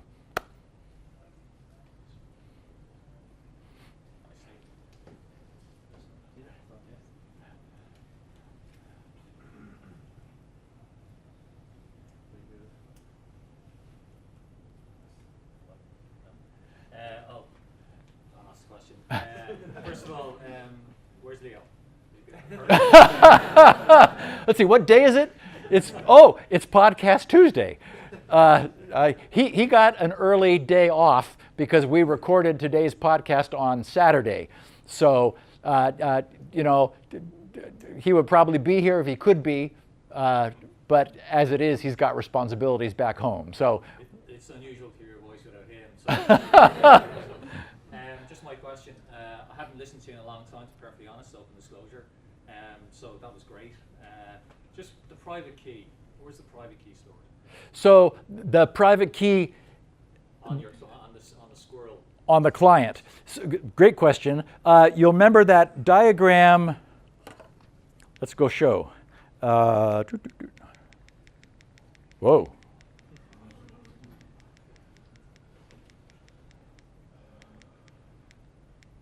There, that one.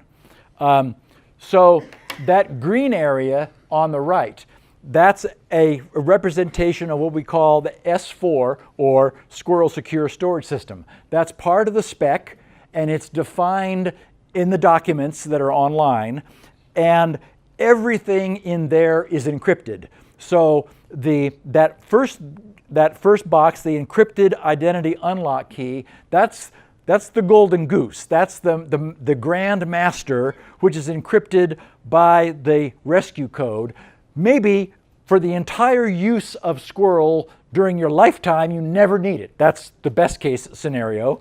But if you do need it, it allows you to recreate the rest due to the flow there.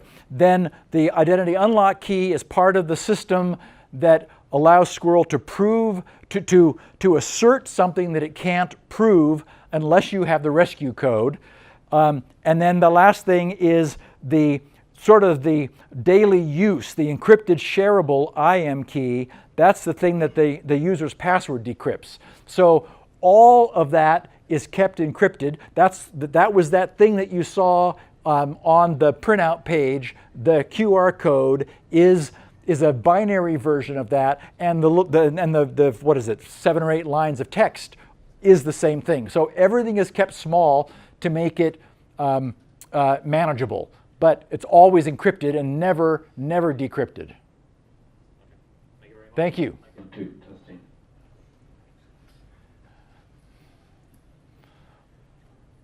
Oh, thank you. Lori, you've heard me mention Lori on the podcast.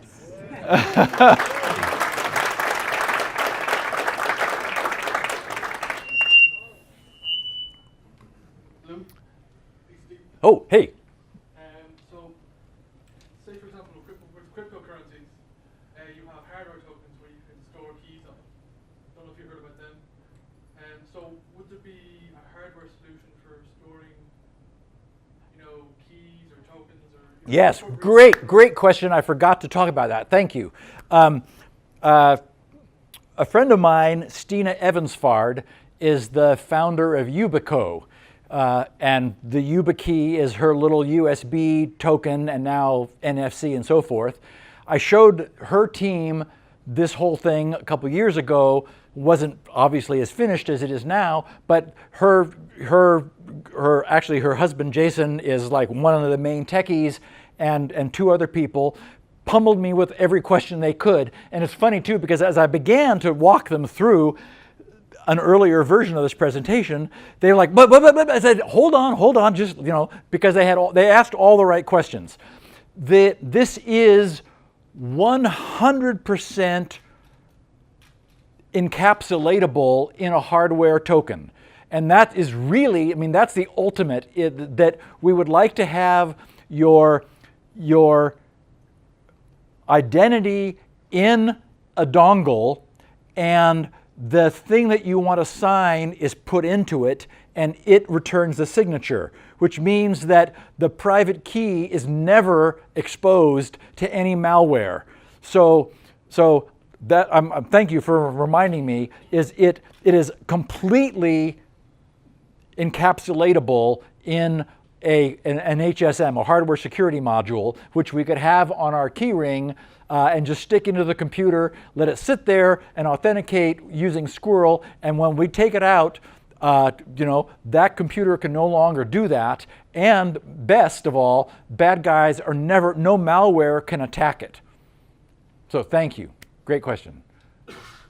Microphone? Can you hear me?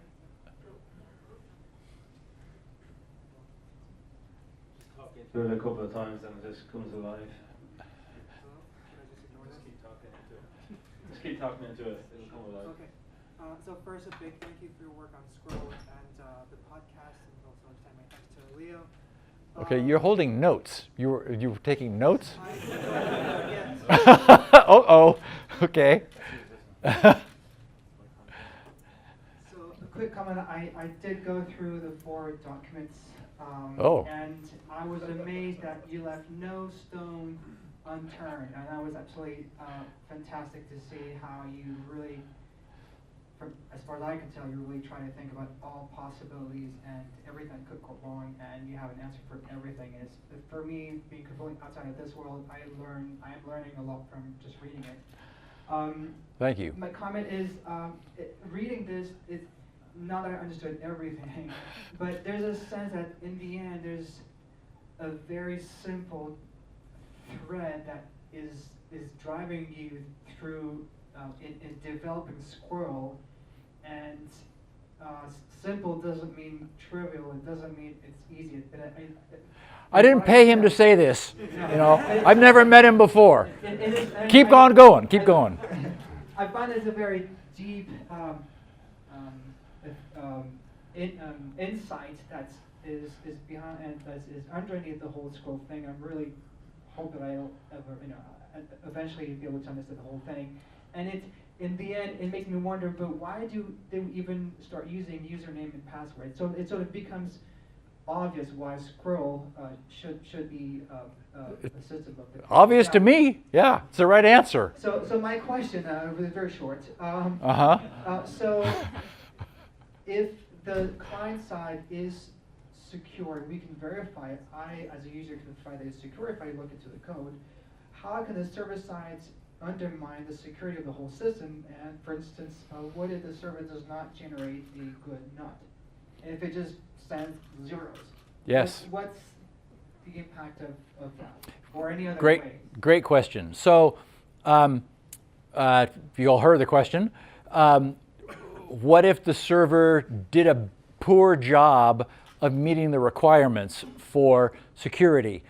The good news is only that one server would suffer. That is, the system is inherently distributed, so which again is another benefit of no single point of failure. So we have no means of imposing good behavior on the server. What we're hoping is, and this is what we're seeing, is there are a bunch. If you put SQRL into GitHub, there are a bunch of projects in the works. So the hope is that we will end up with a small bunch of best practice code. And as you saw from the documents I wrote, I mean, I've done everything I could to keep people from making mistakes. Give them samples, explain, not just declaratively why, but I wrote those in a narrative format so that I was sort of bringing the person along, much as I did, hopefully, with most people here this evening. But the good news is the requirements are minimal. You gave a perfect example, a bad nut. I can't think of anything else. I mean, What happens if what could go wrong if that nonsense is generated? okay, great. So what could go wrong if a bad nut were generated? So let's see. That the nut, we call it a nut because of squirrel, of course. It's a nonce, a number used hopefully once, but if not, that's our protection against a replay attack where somebody would capture the exchange and reuse it. Obviously with a username and password. That's completely unsafe against reuse. Someone captures your username and password, they can easily be you. The beauty with Squirrel is that so long as that nut has never been used before, and I ought to also mention that it's only usable once. That is, the moment that comes back to the server, it invalidates that nut, so it can't be used. And this is all explained in those documents. So if the nut were all zeros and somebody could get into the link, and it is a TLS encrypted communications, so it's as difficult to do that as it is to monitor any encrypted communications between 2 points. We do know that's not absolutely impossible because now AV software is intercepting our TLS in order to scan for viruses. Corporate environments, enterprise environments often put a middle box on their edge in order so that they're able to check the contents of secure things. So it's possible. Anyway, the bottom line would be that somebody could be impersonated, which of course is everything we're trying to avoid, if the server didn't produce entropy for the client to sign. The good news is, if it doesn't, it's its own fault, and so, it's like any other bug that the server might have in its code. So if you just work your way through it, the absolute worst case scenario is that Jeff, can you give Jeff the mic? Jeff is the author of the iOS client again. Yay! the absolute worst case scenario is, as opposed to the nonce being completely unpredictable and never reused, it is static and reused all the time, in which case the scenario would be that the challenge would always be exactly the same, so the response would always be exactly the same. So what would happen is you would have a per server response which would be identical every time. The server would still anticipate it and accept it, but it would only be as bad as a very long, strong, secure password. Yeah, that's a good point. Yes, because we still have crypto in place. We just don't have really good replay protection in place. So when Squirrel's working properly, it's like you've got a very long, strong,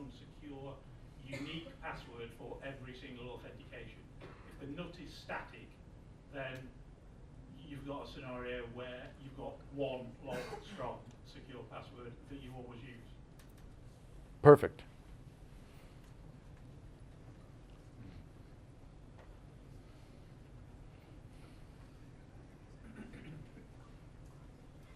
Hi, Steve. First of all, I just want to say a big thank you to you for all your investment in both the podcast and your huge personal investment in Squirrel. I suppose my question really is probably mainly to Jeff. It's about the iOS client. When is it going to? Yes. When is it going to appear? Because I can't get it at the moment. When it's done. Sorry? When it's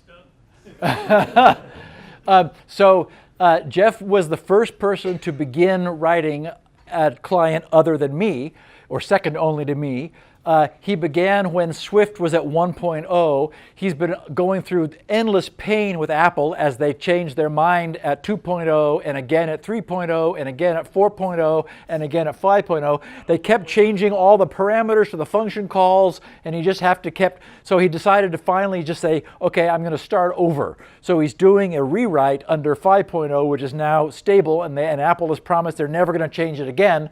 So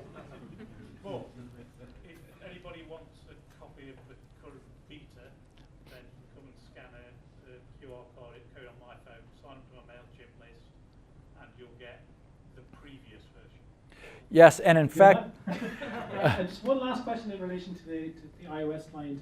And it occurred to me from the previous question: is there any opportunity or possibility to use the secure enclave to store the identity or to harden the protection within iOS itself? Is that an option, or does iOS not really facilitate that? So you can use the enclave to encrypt things.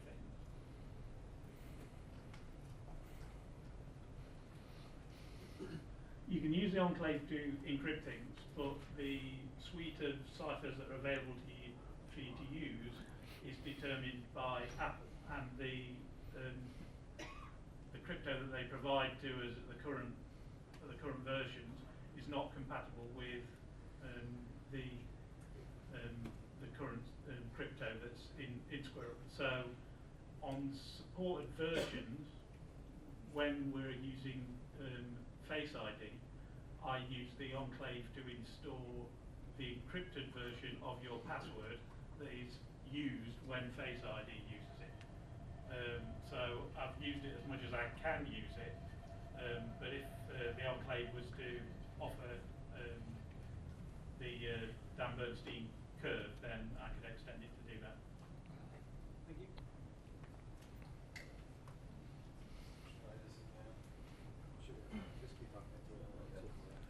Hi, Steve. hey, Jim, right that works. Welcome to, stand over here. Welcome to Ireland. thank you.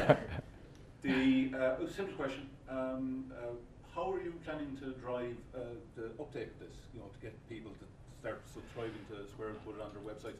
Now, or have you got a secret plan? You've mentioned them a few times. Your good friend Jeff, Amazon has been mentioned. So, seriously, it's a great solution. How are you going to drive it? So the question for those who didn't understand, because the microphone's been flaky, was how do I drive adoption? That's probably my Achilles heel, because I have very low tolerance for working with committees. And that's ultimately what's going to be necessary. I did give a presentation in Las Vegas. I was one of the presenters at DigiCert's security conference a couple years ago. Unbeknownst to me in the audience was the guy who had been intimately involved while he was at PayPal in developing the FIDO spec. And he was there in between jobs. He had been hired by Facebook to be in charge of identity. And he came up to me and gave me his card and he said, Steve, this is the most well thought out solution for identity I've ever imagined. And he said, call me when it's ready. So I will, as soon as I get back to Southern California. I just finished document 4 last week. So I'm going to definitely call him. Thanks to Stina at Yubico, she has really good contacts in Google. And so I'm going to ask Stina to hook me up with the right people at Google. And so I'll do what I can. There is no way for me, obviously, to force this, except to just make it available, to talk about it, to come and give presentations like this so that I spread a real appreciation for what this thing is, and cross my fingers. And and I've said to Lori when we've talked about this, I said, if nothing comes of it, at least I solved the problem. This is a problem that no one else has solved before, and I've wrestled this thing to the ground, and it works. I hope it will be adopted, but we've also seen how slow adoption uptake is of new ideas. But if it's out there and it works and it's free, again, cross my fingers, I will do what I can to push it. On the other hand, I'm really anxious to get back to SpinRite 6.1, so I'm not going to completely spend full time doing it, but I'm available to groups who want to understand what Squirrel is. From my perspective, the people that are in this room are the people that can help drive adoption. Yeah.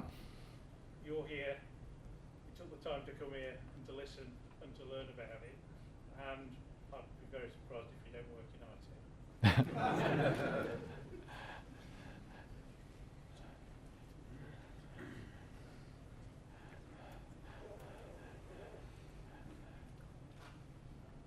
Hello? Okay. So 2 short questions.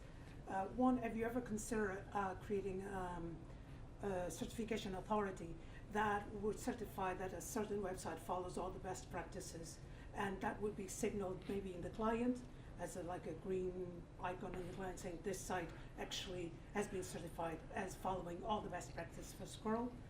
That's question 1. Question 2 is the option where you have no recovery for the account. Does that include that will not recover even if I give you the 24-bit code or the 24-digit code? There will be no option that you will ever be able to recover an account if I lose it, and I'll take that responsibility. So 2 questions. What about having some sort of a certification facility that says that websites are fully honoring Squirrel? And the second was, I've already forgotten it.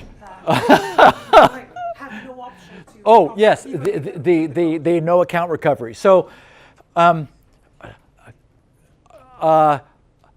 don't want the responsibility or just the overhead of creating some sort of a site verification system, but I would love it if someone here wanted to do that. Again, committees and I. Also, there is somebody working, the guy that did the Go implementation of Squirrel is working on an automatic site verifier where he has a system that you can just aim at the login page and it quickly runs through all of the variations of site behavior, verifying that the protocol has been implemented correctly. And he has that both for the server and for the client side. So there is an automated tool that a user could use if they wanted to. I guess I understand the interest in that, but for example, today we have nothing similar to that for usernames and passwords. And I would worry that we would be making an assertion about a site which might not be true. And so I guess I have no way of enforcing the behavior of the website in the future. It might be working right now, and then they break it next week. So I guess I don't see how that would work. As for the no recourse, if you have the request no account recovery, that's meant to be a request to disable things that are fundamentally insecure. So not Squirrel, but all non-Squirrel stuff. Squirrel doesn't need account recovery. You're able to do that yourself with the rescue code. So if you have the rescue code, that is account recovery, essentially. The rescue code will get you out of any kind of trouble that you could get yourself into. So the idea was that once you became comfortable with Squirrel, you could turn those 2 checkboxes on that would tell the site, okay, I just want to use Squirrel, and if I did have a username and password, well, first of all, the first one, turning that on, says only use Squirrel. That should prevent that. But the second one says, and don't allow me not to use Squirrel. That is, disable on the server side any get out of jail stuff, because Squirrel incorporates all that for itself. Okay, but if someone steals my codes and I don't realize that they stole my codes, and they phone up tech support and say, hey, here's the codes, can you reset this for me? Can I have an option where not even that would be possible? The question was, what if someone stole his Squirrel identity and then, turned off those checkboxes and logged in and then phoned up? The tech support and saying, oh, I'm a bit lost, here's my codes, can I recover, or can I give you another public key? So I guess what you're asking for is a stronger assertion of that than we can really provide. That is, I labeled that request, both of those are requests. So if the site chooses not to honor them, we have no way of enforcing that on the site. We're just saying, basically, please, I understand Squirrel, I'm going to take responsibility for it, please don't allow usernames and passwords, or I forgot my password link to work. Okay, I'm the only person in here who's not a security or Honey, you got to speak up. Do you have a mic? I understood you to ask if you had the rescue code. Yeah. And you were to. I think I was understanding. I can sometimes understand the language from with this one. So I think you were saying if you had the rescue code and you got somehow locked out, could you call them up and give them the rescue code to get back in? Yeah. If they don't have your rescue code, Right. it's not like a password. It's not something they store, so it's not a way that. But yeah, I want them. That's exactly not to right, be- by the way.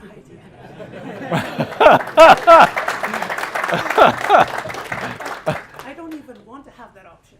I want that if it gets stolen, they won't do anything. So you're saying you don't want to have that option. So the only thing we can do is ask for it not to be. We have again no way of imposing on what the site does. All we can do is request. Yeah, that's why I was trying to link that with the certification would work like PCI. That would be renewed every year. Right. And make sure this site will It's not- compliant. It's compliant. Yeah, I would love if someone did that, and there's a great opportunity for you.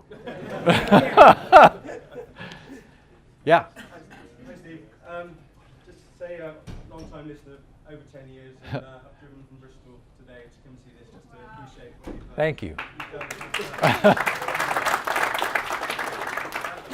of speak out aloud, which is probably going to be a bad thing now, but I'm just thinking whether or not there's an opportunity for someone to have a individual denial of service using the system. So if I'm a provider, if I've got an online application and I get access, I'm integrating Squirrel into my online application. You're not on my site at the moment, you're not registered with me, but I know your public key. Can I take your public key, mix it with the algorithms that I've got from my website, and then add you as a user, then stop you testing? Okay, so no, because so the question was, would it be possible for a site that wasn't registered to take my public key and do something with it that would confuse other sites or create a denial of service? The reason that won't work, and this is one of the cool things, is that there isn't a public key, it's a public key per site. So Amazon.com, I have a public key that I present to Amazon, I have a public key that I present to Google and to eBay, and they're all completely different. I'm just wondering whether or not I can stop you getting on my site. Say for example, my site, I've already added you as a user in my site. You can't do it. I don't know what the outcome would be and whether how you could use this, but I'm just wondering whether or not that's a possibility. I can stop you from logging into my site. So 32 bits is the reason you can't do it. The only way you'd have to do it, you'd have to register the entire key space. Yeah, well, okay, so another way to look at it is if it's your site, you have the freedom for me not to be able to log into your site. I mean, it's entirely up to you. So all Squirrel can do is present an unspoofable, provable identity to you, but if you say, hey, go away, you know. On the flip side of that, could I then say you're on my site and make that activity for you, and it's sort of proving it's you? So the question was, if I'm on your site, could you make up activity for me? This is where the fact that Squirrel is so lean, it doesn't look very lean, but all it does is say, this is who I am. And so by keeping it to that and not doing anything more than that, any opportunity for mischief is avoided to as much a degree as possible. Thank you. And thanks for the drive. Drive safe. Sorry, hi Steve. Hey. I actually was listening to the episode when you came up with Squirrel with Leo about 5 years ago. So, I had more. I had my hair was darker then. I think it was an audio. But, okay, so the question is, I work for a multi-factor storage entity solution that does. We look at much more at the proving the human, not the identity. So we're interested in parts of what you do. But the other side of it is, Mary Meeker said in an internet report, 52% of businesses are using multi-factor authentication. Yes. The adoption of multi-factor authentication has been very poor. Do you play nicely with them, or do you actually say negate the use of multi-factor authentication? They're becoming more and more compromisable in various things like OTAs and all that. So, great question. Where does multi-factor authentication factor into all this? I am a big multi-factor authentication believer because for the things I care about, I had to use it to log into my machine just now, and if I do this, and it doesn't matter if you see them, here is OTP auth, and these are all of my changing 6-digit codes for the things I care about. Hover.com, Twitter, Squirrel, forums, Amazon, Dropbox, Sync, Google, LastPass, and so forth. It is still a pain in the you-know-what.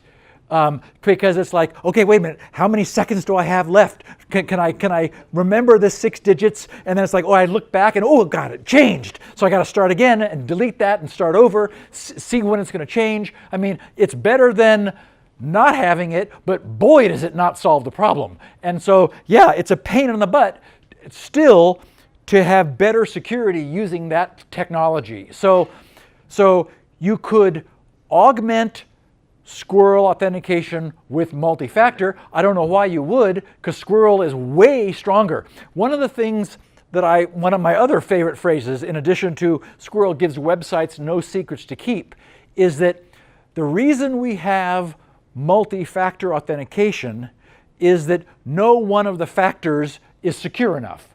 The 6-digit code doesn't identify you, it's only able to confirm your identity given who you've said you are. Username and password, well, we know all the problems that they have. They're not strong enough to stand on their own. Squirrel is truly secure single-factor authentication. It's just one factor, not multi, one. It both identifies you and it is provably secure. So I would argue, and I have been, it replaces all of this. You could have more, but you just don't need more. So, great question. Thank you. Yes, thank you very much. Do you want to? Yep. Thanks, Steve. Very low. A question about the 24-digit rescue code and the rekeying process that you went through. I do too, by the way. Yeah. I'll try this without mic. Question about the 24-digit rescue code and the rekeying process. So it sounds like you've covered all the what ifs, but I just have two other what ifs. What if you were the victim of a very targeted attack? Somebody broke into your home and stole the two pieces of paper. Okay. So they clone your account first. They own you. Or let's say you had two devices. You had your phone and your desktop. You rekeyed on the desktop, revisited the site, and then before you had an opportunity to resync with your phone, your desktop died. Are you completely dead in the water in both those scenarios? Is there any chance for recovering your identity in those scenarios? Great questions. So what you were suggesting, just to repeat it for the microphone, if you rekey your identity on your desktop and you have an identity on your phone and you visited the websites to replace your old identity with a new identity and then that machine died. The rekeying process obsoletes the previous backups. So rekeying prints out those two pieces of paper again, so you always have a hard copy of your latest identity. There's something that I don't even think it's in the spec yet, because we've just been discussing this in the Squirrel News group in the last couple of weeks, and that is, what if you rekeyed your identity, visited a website, then used another device that had not been synchronized to go to that website? It would no longer know you and think you were a new user, instead of knowing that you were an obsolete identity. And so we just added to the server side the idea of it just maintaining a list of previous identity keys, as we call them, so that if you didn't update your Squirrel identity after you rekeyed on one device, it would tell you, well, you're using an obsolete identity. Go update the identity from wherever it is that it is current. So we've done, again, the best job we can of solving that problem and a couple others. Thank you. Sorry? Oh yeah, Lori very much worries about someone breaking in and stealing the papers, and I agree with her. I mean, that is, it is up to the user to arrange to protect that identity. And so, putting it somewhere else, give a copy to your attorney, stick it in a safety deposit box. The idea is you probably never need it, especially the rescue code. As you use Squirrel on different devices, you've got automatic backups on those devices. But the rescue code, you only have one of those. And so just, put it somewhere. And I would implore people not to put it online. That's why it prints it out on paper. As I said, if it's online, it's available. And that's so put it on old style parchment and stick it in a safety deposit box somewhere. You probably never need it, so it doesn't have to be super accessible. But you do want to be able to recover if you need it. Yeah. Hi. Thanks for the informative session. So my question is, when Squirrel performs an identity hardening, identity tightening with the domain, does it cater typo squatting as well as cyber squatting type of issues? Okay, I did not understand your question. So basically, when Squirrel does an identity hardening with the domain. Yes. Yeah. So does it cater the typo squatting as well as cyber squatting type of issues? Ah, right. The problem of Squirrel hashing the domain name, and what if you had a slightly different domain name, like typo squatting? That turns out a really cool aspect of this. If it's Amazon with a numeral 0n.com, you get a completely different identity. It won't know who you are. You have an identity that is in no way related to the true Amazon.com Squirrel ID, so there's no collision. Thank you. Try this mic again. Here we go. Back to the Future references. That has happened. But that aside, I think it went to the question of adoption, generally speaking. This to me seems very much that it's about an individual end user and their personal access to sites, as in, you know, that particular site of identity. How do you see it being deployed with directory services like Active Directory or on an organizational level to try and provide that same level of simplicity to the identity management? So the question is, how would this be extended to directory services, Active Directory, and so forth on a larger scale? That isn't something that I've attempted to tackle, because as soon as you get into the enterprise world and the way IT wants to manage logon, I'm sort of out of my depth.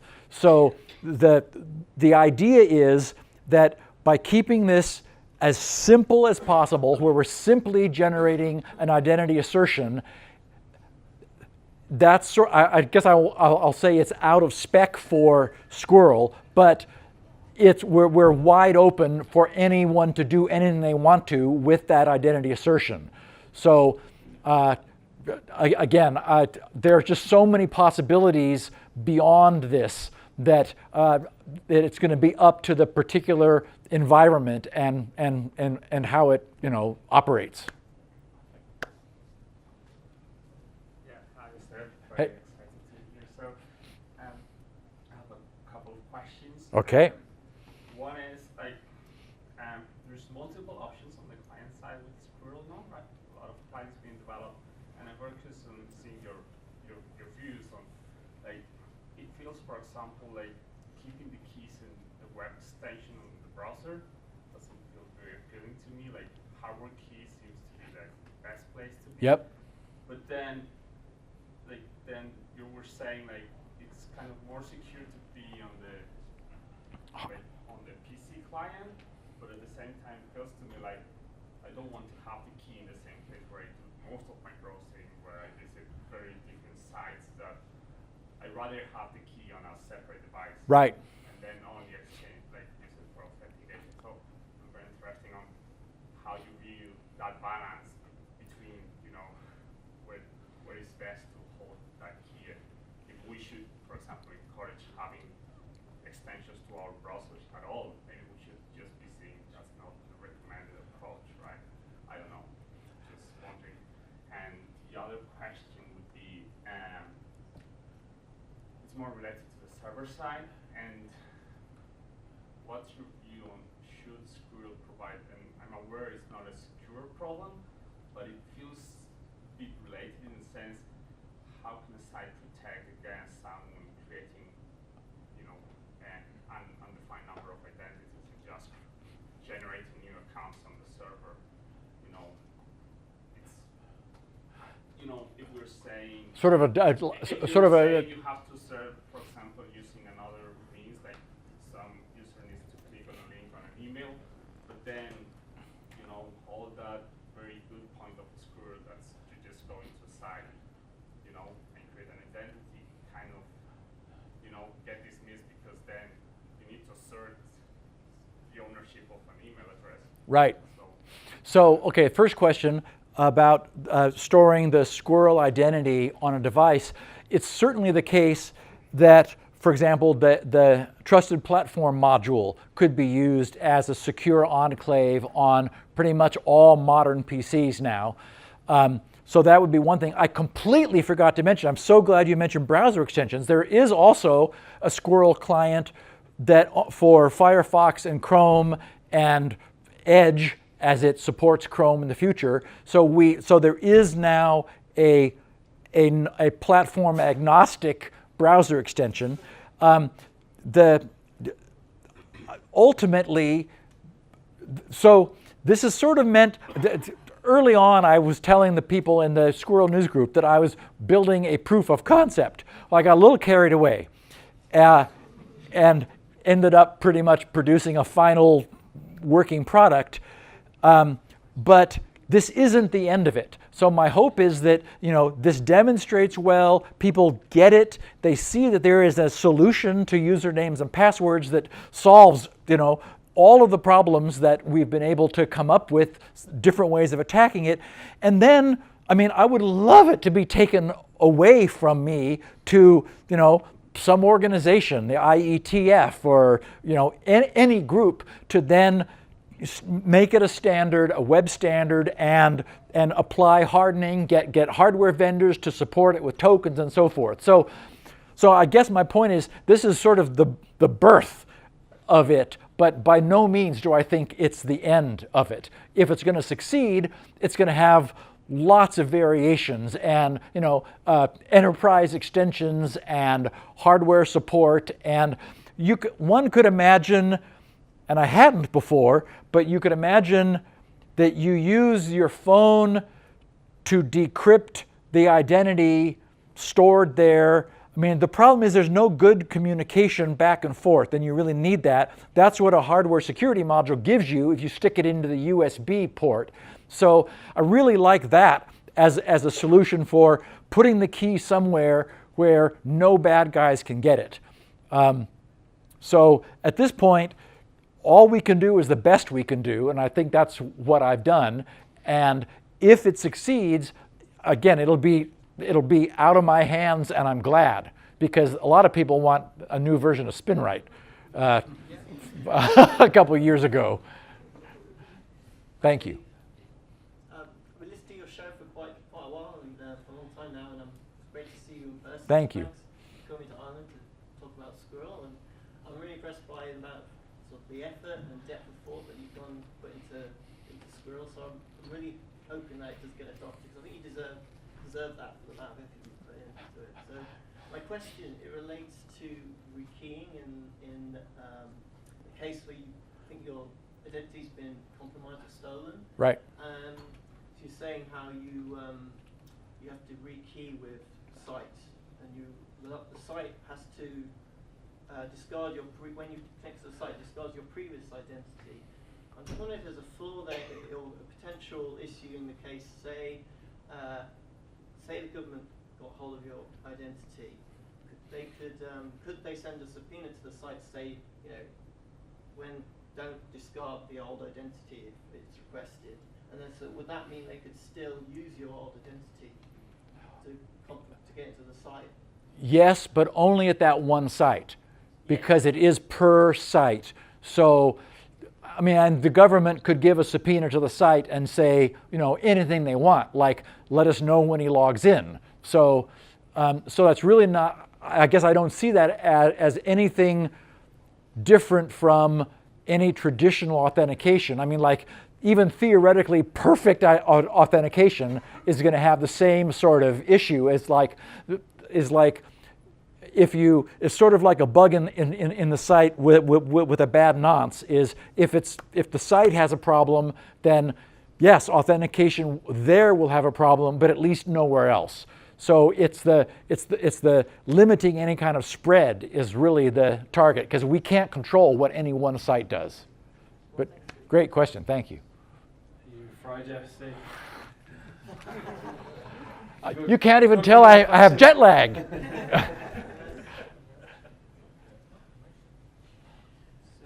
night everyone. My question is about this thing will be a success, will be everywhere in 5 years from now, and everyone is using that. Just imagine this scenario. I like that. I like that scenario. How the deniability works. I mean, the scenario, for example, I'm an activist, and I'm going to a sensitive forum. I don't want the government to go and size my PC or something like that. How this thing is protected? In the end, it's just protected by the weak password that I will use to open the Squirrel Client. Great question about identity deniability. That's an aspect of what we call tight identity binding, which is inherent. I didn't mention this, but I thank you. The alt ID that I mentioned, which is appended to the end of the domain name after a null, so that the domain name itself can't mess with the alt ID. They're separated. An activist could always use an alt ID. That is, when they're doing it, when they're using Squirrel, they always log in with that option. In fact, I'll just sort of show you. So log out and sign in. Whoops, sign in. And so here under options, so there is alternate identity name. No record of alt identities is kept, and that's another issue that has come up, is like, well, I want it to remember all the alt identities I've used. And I think, well, maybe, but you can also think of this as like a secondary password. That is, there's no way to prove that you ever used it. And so if, for example, some authoritarian regime got a hold of your Squirrel identity and logged in as you, they wouldn't know what the alt identity was that you were using. The result would be a person that the site has never seen before, so you have complete plausible deniability. So we can handle that too. Thank you. A couple more questions. Sorry, Steve, second one from me. Sorry. No. From the gentleman's question. There's a different aspect of plausible deniability. Suppose I want to be able to deny that it was me that logged in. Does Squirrel prove that it was me that logged in? Or, for example, last week I could say someone had stolen my username and password. It happens all the time. In tomorrow's world, Squirrel proves it absolutely was me. Great question. You could allege that your Squirrel identity had been stolen, and there would be no way for anyone to prove it had not been stolen. And if it had been stolen, somebody else would be impersonating you. So you could say, I didn't do that, that wasn't me, maybe I got hacked and somebody is pretending to be me. So there is no way for an entity, you can't prove a negative. There's no way for someone to know that it wasn't you that logged in, because you might like the fact that, well, identities could be hacked, could be stolen. And you could say, yeah, I have no idea what you're talking about.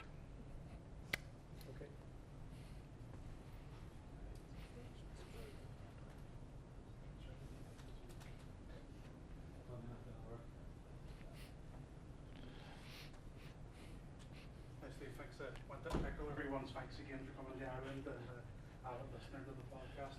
My question is around the sort of like San Bernardino scenario where like three-letter agency bursts into the house and your Squirrel client is there and you've got to like enter the last 4 digits of your character.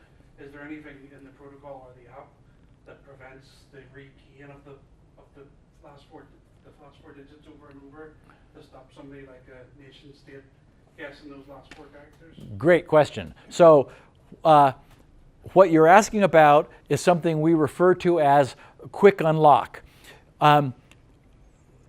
We want to encourage people using the client to use a good, strong, long password, but we don't want to punish them for using a good, long, strong password by making them enter every single time that good, long, strong password, because as you can tell, when you have a good, long, strong password, it gets very annoying to have to be typing in the good, long, strong password every time that you want to use that good, long, strong password.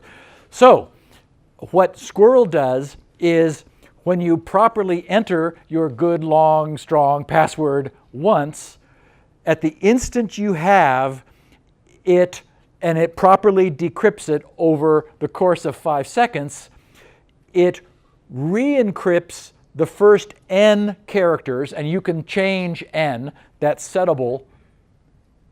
Where am I? Okay, cancel. So there's those settings. So set quick pass length, currently 4 characters. Set password verify time, currently 1 second. And then there's some other options. So the idea is that we want to, the test we want is not, so we have established it is you the first time with the good, long, strong password. Now you want to say it's still me.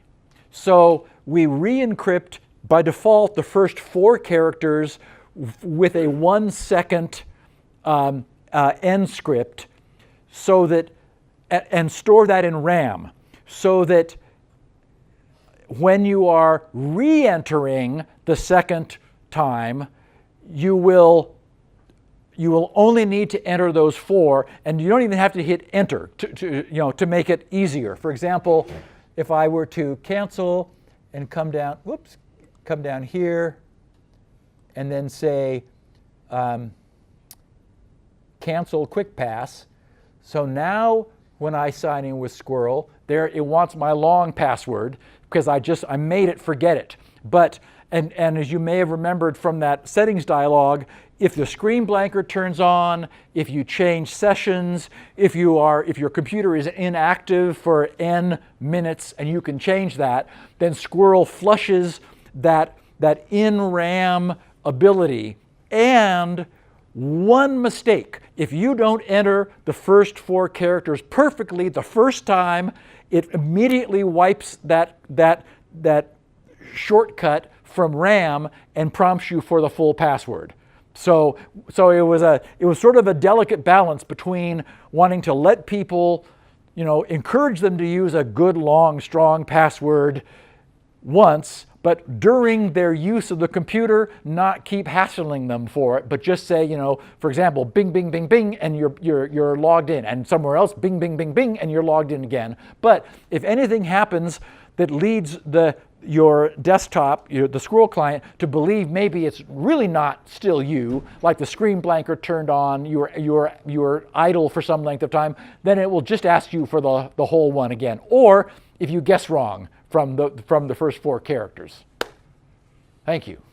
I was pre-recording today's podcast. Well, I pre-recorded today's podcast Saturday and next Tuesday's podcast the Saturday before. So I had no idea and next Tuesday's podcast is called The Joy of Sync. I had no idea when I was recording it 2 weeks ago what would be happening, but since then I've learned some things that I didn't know at the time. So of course we had some fun in the podcast about time dilation and the wormhole event horizon and other things. As you guys know, when I've made mistakes on the podcast, I've said, whoops, I got that wrong. If Squirrel comes up with a problem, same thing. It's like, oh crap, something got past me. It can happen. So thank you, good question. And just one last question there. So having listened to you for a long time on the podcast, it's a pleasure, and it's really cool to see you here in person. Thank you. It's been a great evening. Quick question then. So a lot of us probably seen it in action for the first time here tonight, and technically it's bulletproof and it's all thought out in that. I'm just wondering in terms of the user experience. I mean, like we were saying earlier on, a lot of people are very slow to pick up on 2FA or password managers and that. And it really came to me when you're showing there the alternate IDs. How weak of a point will the user be in this?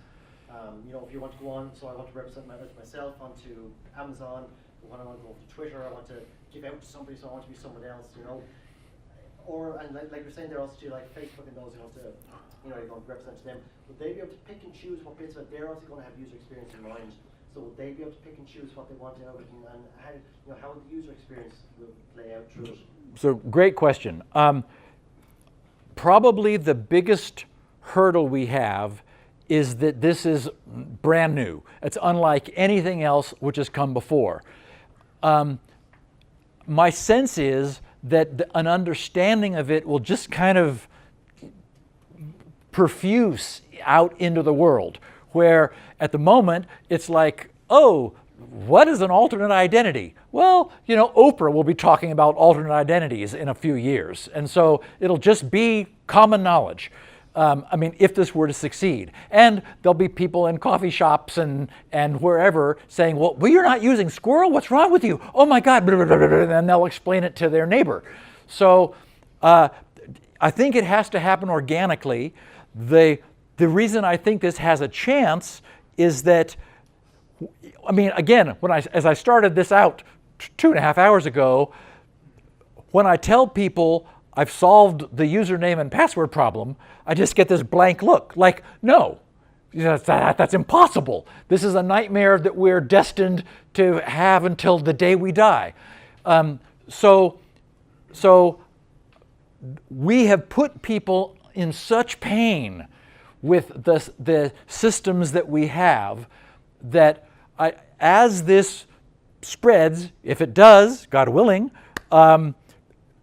my hope is that once they start to use it and think, how can this possibly be secure? Well, that's not their concern. That's been my concern.